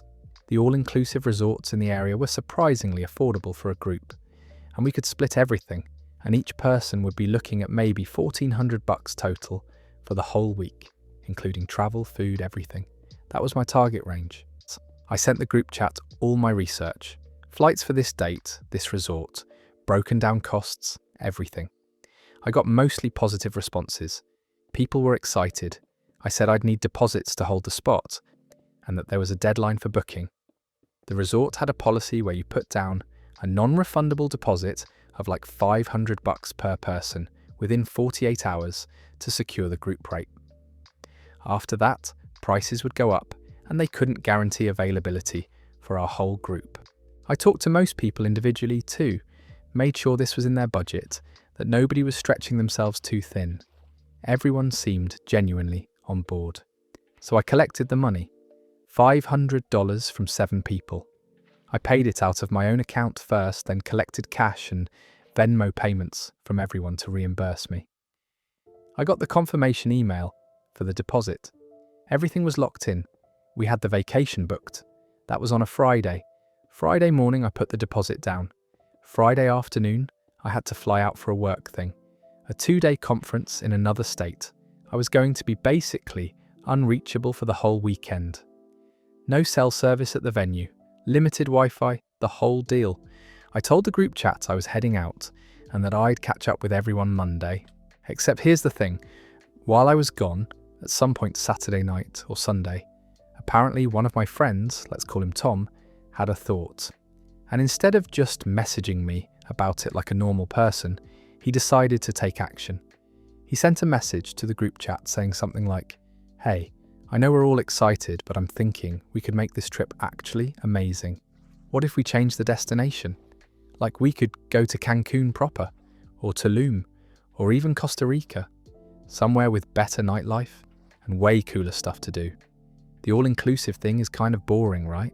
Yetso, and apparently this sparked something, because instead of waiting for me to come back, instead of being like, "Oh, we should probably talk to the person who literally booked this already," the group decided to have a vote in the group chat. While I was gone, they literally voted on whether to change destinations, and they voted yes. By the time I got back Monday morning and checked my phone, there were like 200 messages. The group had already pivoted to Tulum. Tulum. Not because anyone thought it was better necessarily, but because someone had sent a link to this luxury resort there. Private beach, infinity pools, gourmet restaurants, the whole deal, and everyone got caught up in it. Someone found flights. Someone else was like, "Oh my god, this is going to be insane, way better than boring all-inclusive." And in the span of like 36 hours, the entire trip had been completely reimagined. I scrolled through all of it with this sinking feeling in my stomach. The new resort they'd picked was 3 times the price. The flights were more expensive. The nightlife was definitely better, sure. That wasn't the point. The point was that I had already paid a $500 non-refundable deposit for the original place. $500 I couldn't get back. And when I did the math on the new place, if we split it the same way, each person was looking at like $2,300 instead of $14, almost $1,000 more. I genuinely couldn't afford that. That wasn't in my budget. That was nearly my entire vacation fund for the year. I called Tom pretty much immediately. I was trying to keep my voice level, but I could feel myself getting angry. I said, "Hey, I saw the group chat. We can't just change the destination. I already paid the deposit for the other place. I can't get that money back." He was like, "Oh, I know, but come on, this is going to be so much better. Everyone's already excited about it now. And hey, you planned the first one, you'll plan this one. It's just a spreadsheet change." A spreadsheet change. That's what he called it. I said, "Tom, I literally cannot afford to pay an extra $1,000 on this vacation. I booked the first place specifically because it was in my budget. You guys voted on changing it without even asking me first." And then he said something that I've thought about probably 1,000 times since. He said, "Well, yeah, but you're the one who wanted to plan the trip. You knew what you were getting into. Besides, we're all investing in this. You should just bite the bullet." I actually had to sit down after that call. I messaged the group chat trying to explain that I couldn't afford this and that we needed to either stick with the original plan or find a middle ground. The response was not what I was hoping for. Most people just didn't engage much. A couple people were like, it's only a little more, it'll be worth it. And one person, and I still can't believe this, one person literally said I was being gatekeeping the fun because I didn't want to throw away $500 and then pay another $1,000 on top of it. I tried calling the resort to see if there was any way to get the deposit back. Maybe there was some exception for group situations or something. But no, non-refundable means non-refundable. They were sympathetic on the phone, but their policy was clear. The woman literally said, unfortunately, I can't help you. That money is gone unless the group decides to go with us after all. So I had 3 options. I could go to Tulum and just eat the $1,500 cost because my friends had decided my budget wasn't their problem. I could skip the trip entirely and lose the $500 deposit plus miss out on the vacation I'd been looking forward to. Or I could try to convince the group to come back to the original plan. I chose option 3. I sent a really detailed message explaining my financial situation. Not asking for pity or anything like that, but just being honest. I said something like, look, I genuinely cannot afford this. I'm already out $500 that I can't get back. If I do Tulum, I'm spending $1,500 total, which is basically my entire leisure budget for the first half of the year. I understand Tulum is cooler or whatever, but I was really clear about my budget constraints from the beginning. I need us to figure this out together, not just vote on something that affects my finances without asking me. The response was honestly kind of brutal. Someone said I should have just asked for the money back instead of playing the victim. Someone else said maybe I shouldn't have offered to plan if I couldn't be flexible. Tom doubled down on the fact that it was just a spreadsheet change and that I was being dramatic. Then the worst one came from someone I'd considered one of my closer friends in the group. She said, I mean, you make decent money. I don't understand why this is such a big deal. We're all stretching our budgets to make this work because we want to do something nice together. But okay, go ahead and make this about money. That one genuinely hurt because what she was basically saying was that my financial reality didn't matter as long as it didn't inconvenience her. And what kind of friendship is that? I spent like a week trying different approaches. I offered to chip in what I could for the Tulum place if other people would cover the difference. No one took me up on that. I suggested finding a middle ground destination that was pricier than the original, but cheaper than Tulum. People just weren't interested. The fantasy of Tulum had taken over, and reality didn't matter anymore. Eventually, I just told them I couldn't go. I said I was out. I'd already lost the $500, and I wasn't going to throw good money after bad just to keep up with a vacation that had nothing to do with what we'd actually planned. And you know what the group's response was? They acted like I was being selfish, like I was ruining the trip for everyone else, like the fact that they'd completely disregarded my financial situation and voted on something that directly affected me without including me was somehow my fault. I didn't go. They all went to Tulum. They posted pictures the whole time. I saw all of them having this amazing time, and it was this weird mixture of FOMO and being genuinely angry, because they didn't have to make me feel this way. They could have just asked. They could have said, hey, what if we did something fancier? And given me the option to be part of that conversation instead of just deciding without me. That was like 6 months ago. We're still technically friends, but something shifted. I don't trust them the way I did before. I know now that they'll prioritize what they want over what's fair to someone else. I know they'll vote on things that affect other people without even thinking about it. And I know that if I can't keep up with their spending, I'll just get left behind or made to feel bad about it. The worst part is the $500. I see that money every time I look at my vacation fund. It's just gone. Not spent on anything, not invested in anything, just gone because my friends couldn't wait for a conversation and had to make a decision in a group chat while I was at a work conference. And that's the end of that story. So let's be real for a second. How do you vote to change someone's vacation plans that they literally already paid for without even asking them? Like, that's not flexibility. That's not, we're all in this together. That's just deciding that your friend's budget and their consent don't matter because Tulum looks cooler in an Instagram photo. The fact that she even tried to compromise and offer to chip in more shows exactly how reasonable she was being, and the response she got was basically, sounds like a you problem. Speaking of people who make their problems everyone else's responsibility, let me tell you about someone who decided their entire friend group needed to be ranked and displayed like they were on some kind of social hierarchy. Alright, so this next one is about a friendship that reveals its true colours in the worst possible way. And it's the kind of thing that makes you realise you've been putting in way more effort than you ever thought. This comes from someone who learned that not everyone values you the same way you value them. My best friend of 8 years completely forgot my birthday, and I don't mean she just didn't throw me a party or didn't acknowledge it at midnight. I mean it completely slipped her mind while she went out of her way to post an elaborate, heartfelt birthday tribute on social media for a co-worker she barely knew. Let me back up. I'm 28 and my best friend, we'll call her Alex, is 29. We've been close since college, like the kind of close where we talked about everything, made plans to be in each other's weddings, the whole thing. And over the past 8 years, I've always gone big for her birthday. I'm not talking about just a text or a card. I'm talking about planned celebrations, thoughtful gifts that showed I actually paid attention to her interests, surprise dinners with her favourite restaurant. 2 years ago, I threw her a surprise party because I remembered she'd mentioned wanting to do something special for turning 27. I coordinated with her family, invited our mutual friends, even made a playlist of songs that were meaningful to us over the years. She cried.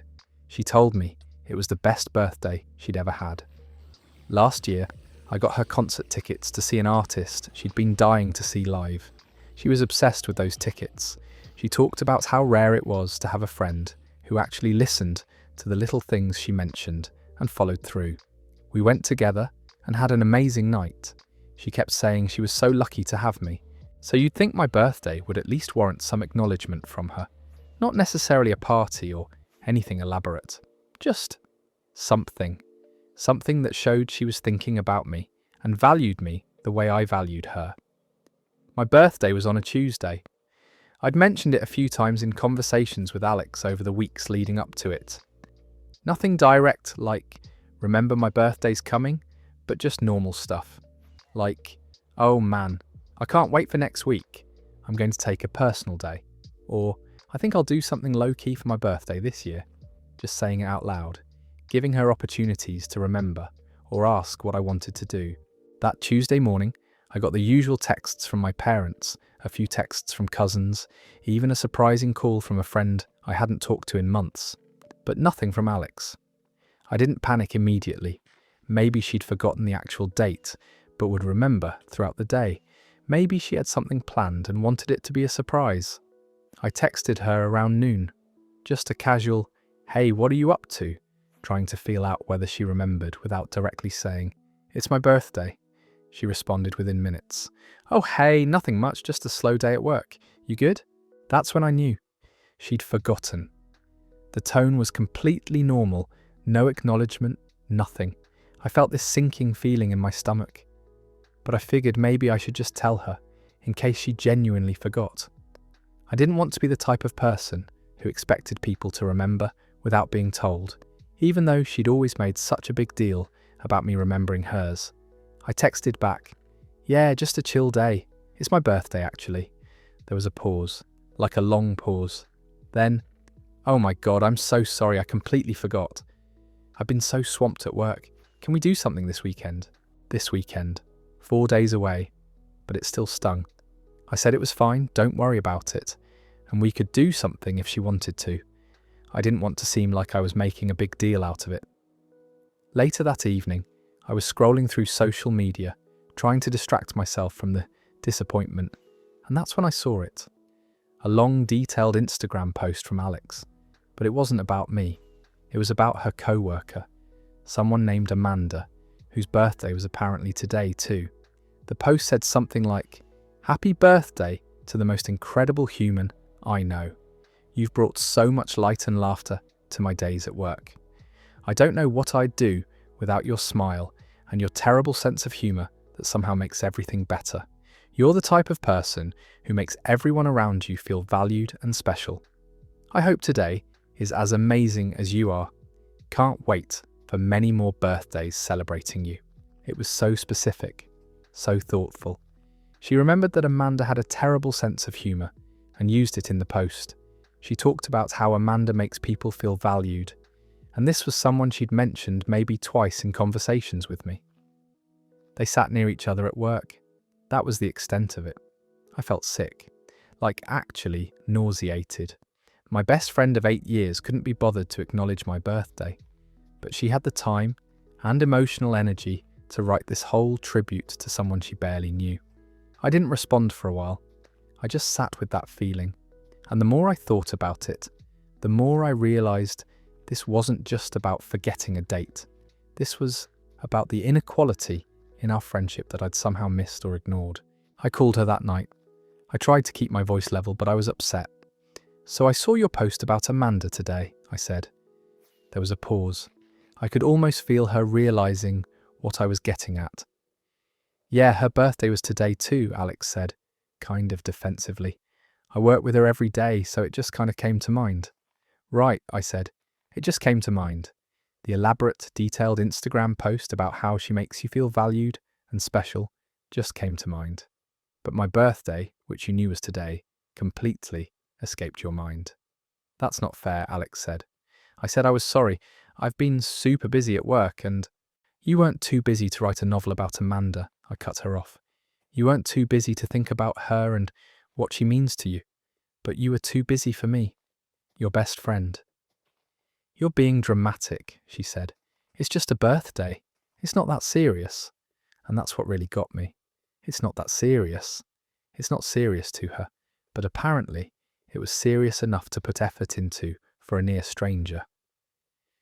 I pointed out that I've spent 8 years making her birthdays special, that I planned a surprise party for her, that I got her concert tickets that she said she'd never forget. "And I appreciate that," Alex said, "but I never asked you to do all that. You did those things because you wanted to," which was true, but it missed the entire point. The point wasn't about the obligation or the expectation.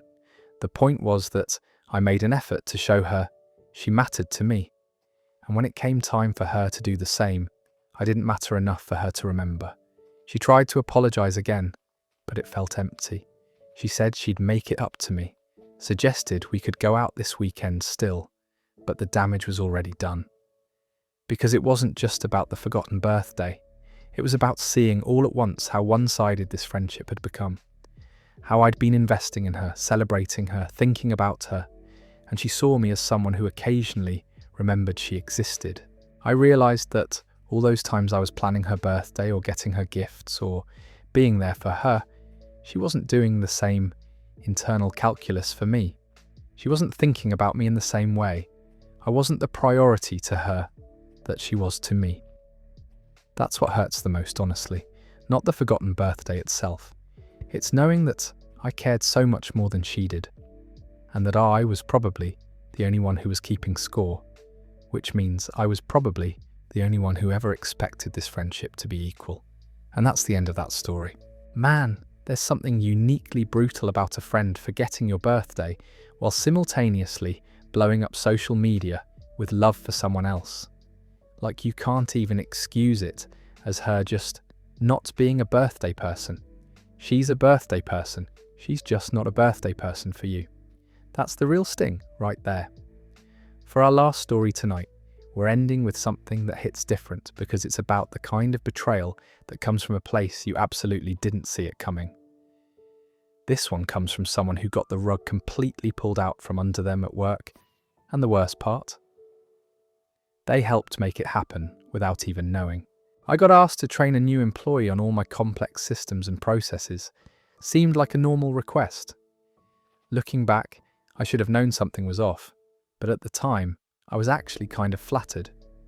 I work in IT systems management, which isn't a glamorous field, but it pays well, and the job is secure. Or so I thought. It was a Tuesday morning when my manager, Derek, called me into his office. He had this weird energy about him, kind of nervous but trying to hide it.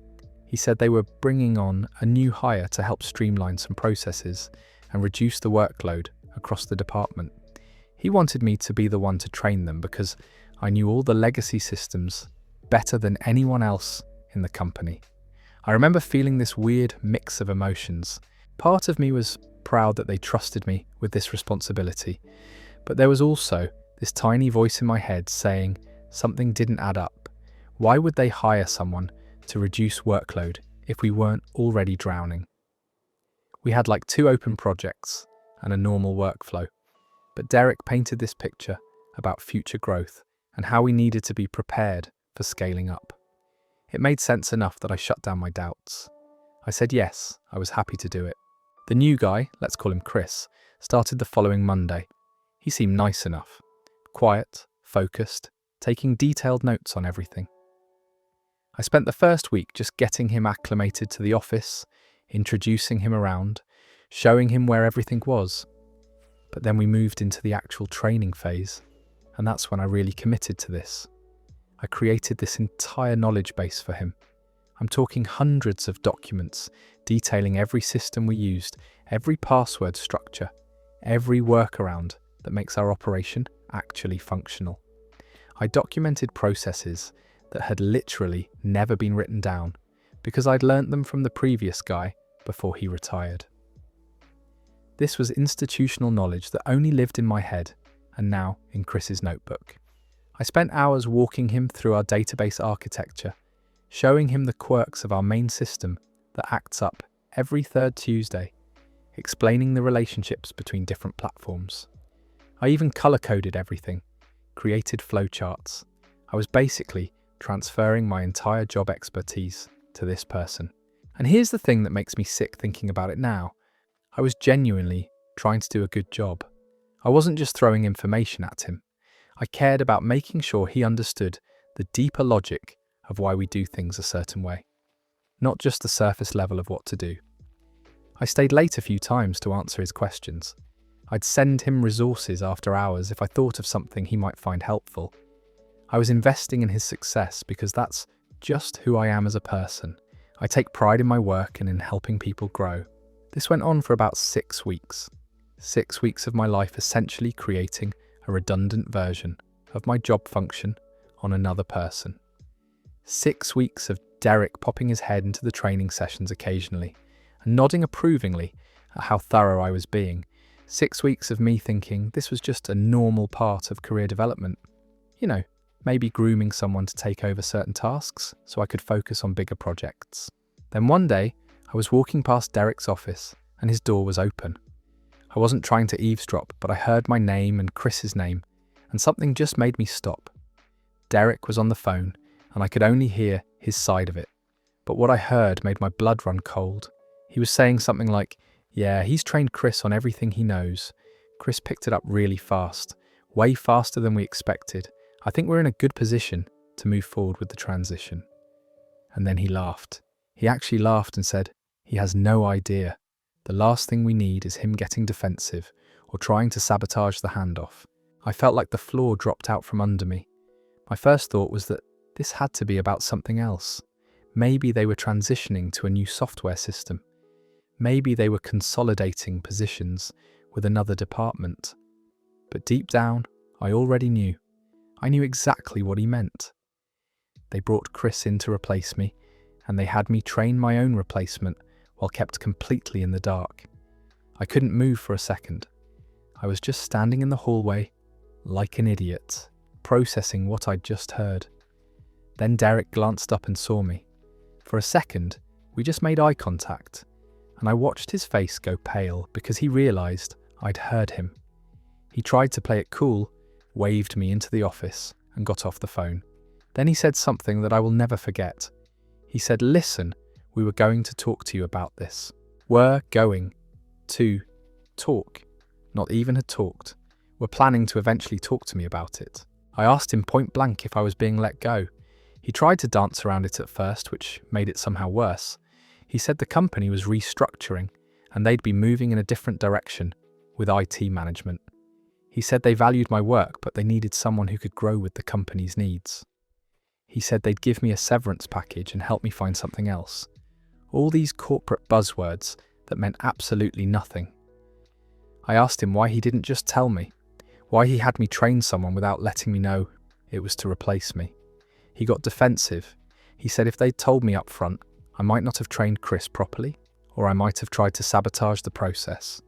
He said they needed to ensure a smooth transition. He said this was business and it happens all the time. He was basically admitting that they thought I was going to act out if they told me the truth, so they decided to deceive me instead. They decided my autonomy and my right to know what was happening to my own career didn't matter as much as getting what they wanted without resistance. I walked out of his office and I just sat at my desk for like an hour. I didn't even know what to do. I'd been at that company for almost 8 years. I had a mortgage, I had a car payment, I had rebuilt my entire life around the assumption that this job was secure. And now I was being pushed out, and nobody had the courtesy to look me in the eye and tell me until I caught them talking about it. What happened next is kind of a blur, but I remember my hands shaking the entire time. HR called me into a meeting the next morning. They presented me with a severance package that was honestly kind of insulting. 3 months of salary, and they'd cover health insurance until the end of the month. They asked if I had any questions. I asked if Chris was getting offered my position. They wouldn't directly confirm it, but the guy from HR kind of shifted uncomfortably, and that was all the confirmation I needed. The next 2 weeks were absolutely brutal. I had to go to work every single day, knowing that the company had already decided I was done. I had to see Chris in the hallway and remember that I had spent 6 weeks teaching him how to do my job. I had to sit through meetings where people talked about transition plans and timelines. I had to pretend like I didn't know, while they pretended like they were planning to tell me eventually. The worst part was having to actually finish the transition because they needed me to complete it. They didn't want Chris suddenly in charge of critical systems without my sign-off. So I spent those final 2 weeks tying up loose ends, answering his last questions, making sure he understood the emergency protocols. I was essentially completing my own replacement while processing the fact that in 2 weeks I would be unemployed. On my last day, Derek asked if I wanted to grab coffee. I said no. He didn't ask again. I cleaned out my desk, turned off my computer for the last time, and walked out of there at noon. Chris was at lunch, so I didn't even have to say goodbye to him. And that's where this ends. Well, that's all stories for tonight. I really hope you guys found these as shocking and cathartic as I do. Thank you so much for sticking around all the way through. If you're still here and still awake, you're stronger than me. Before you drift off, please hit that like button and let me know which story got to you the most.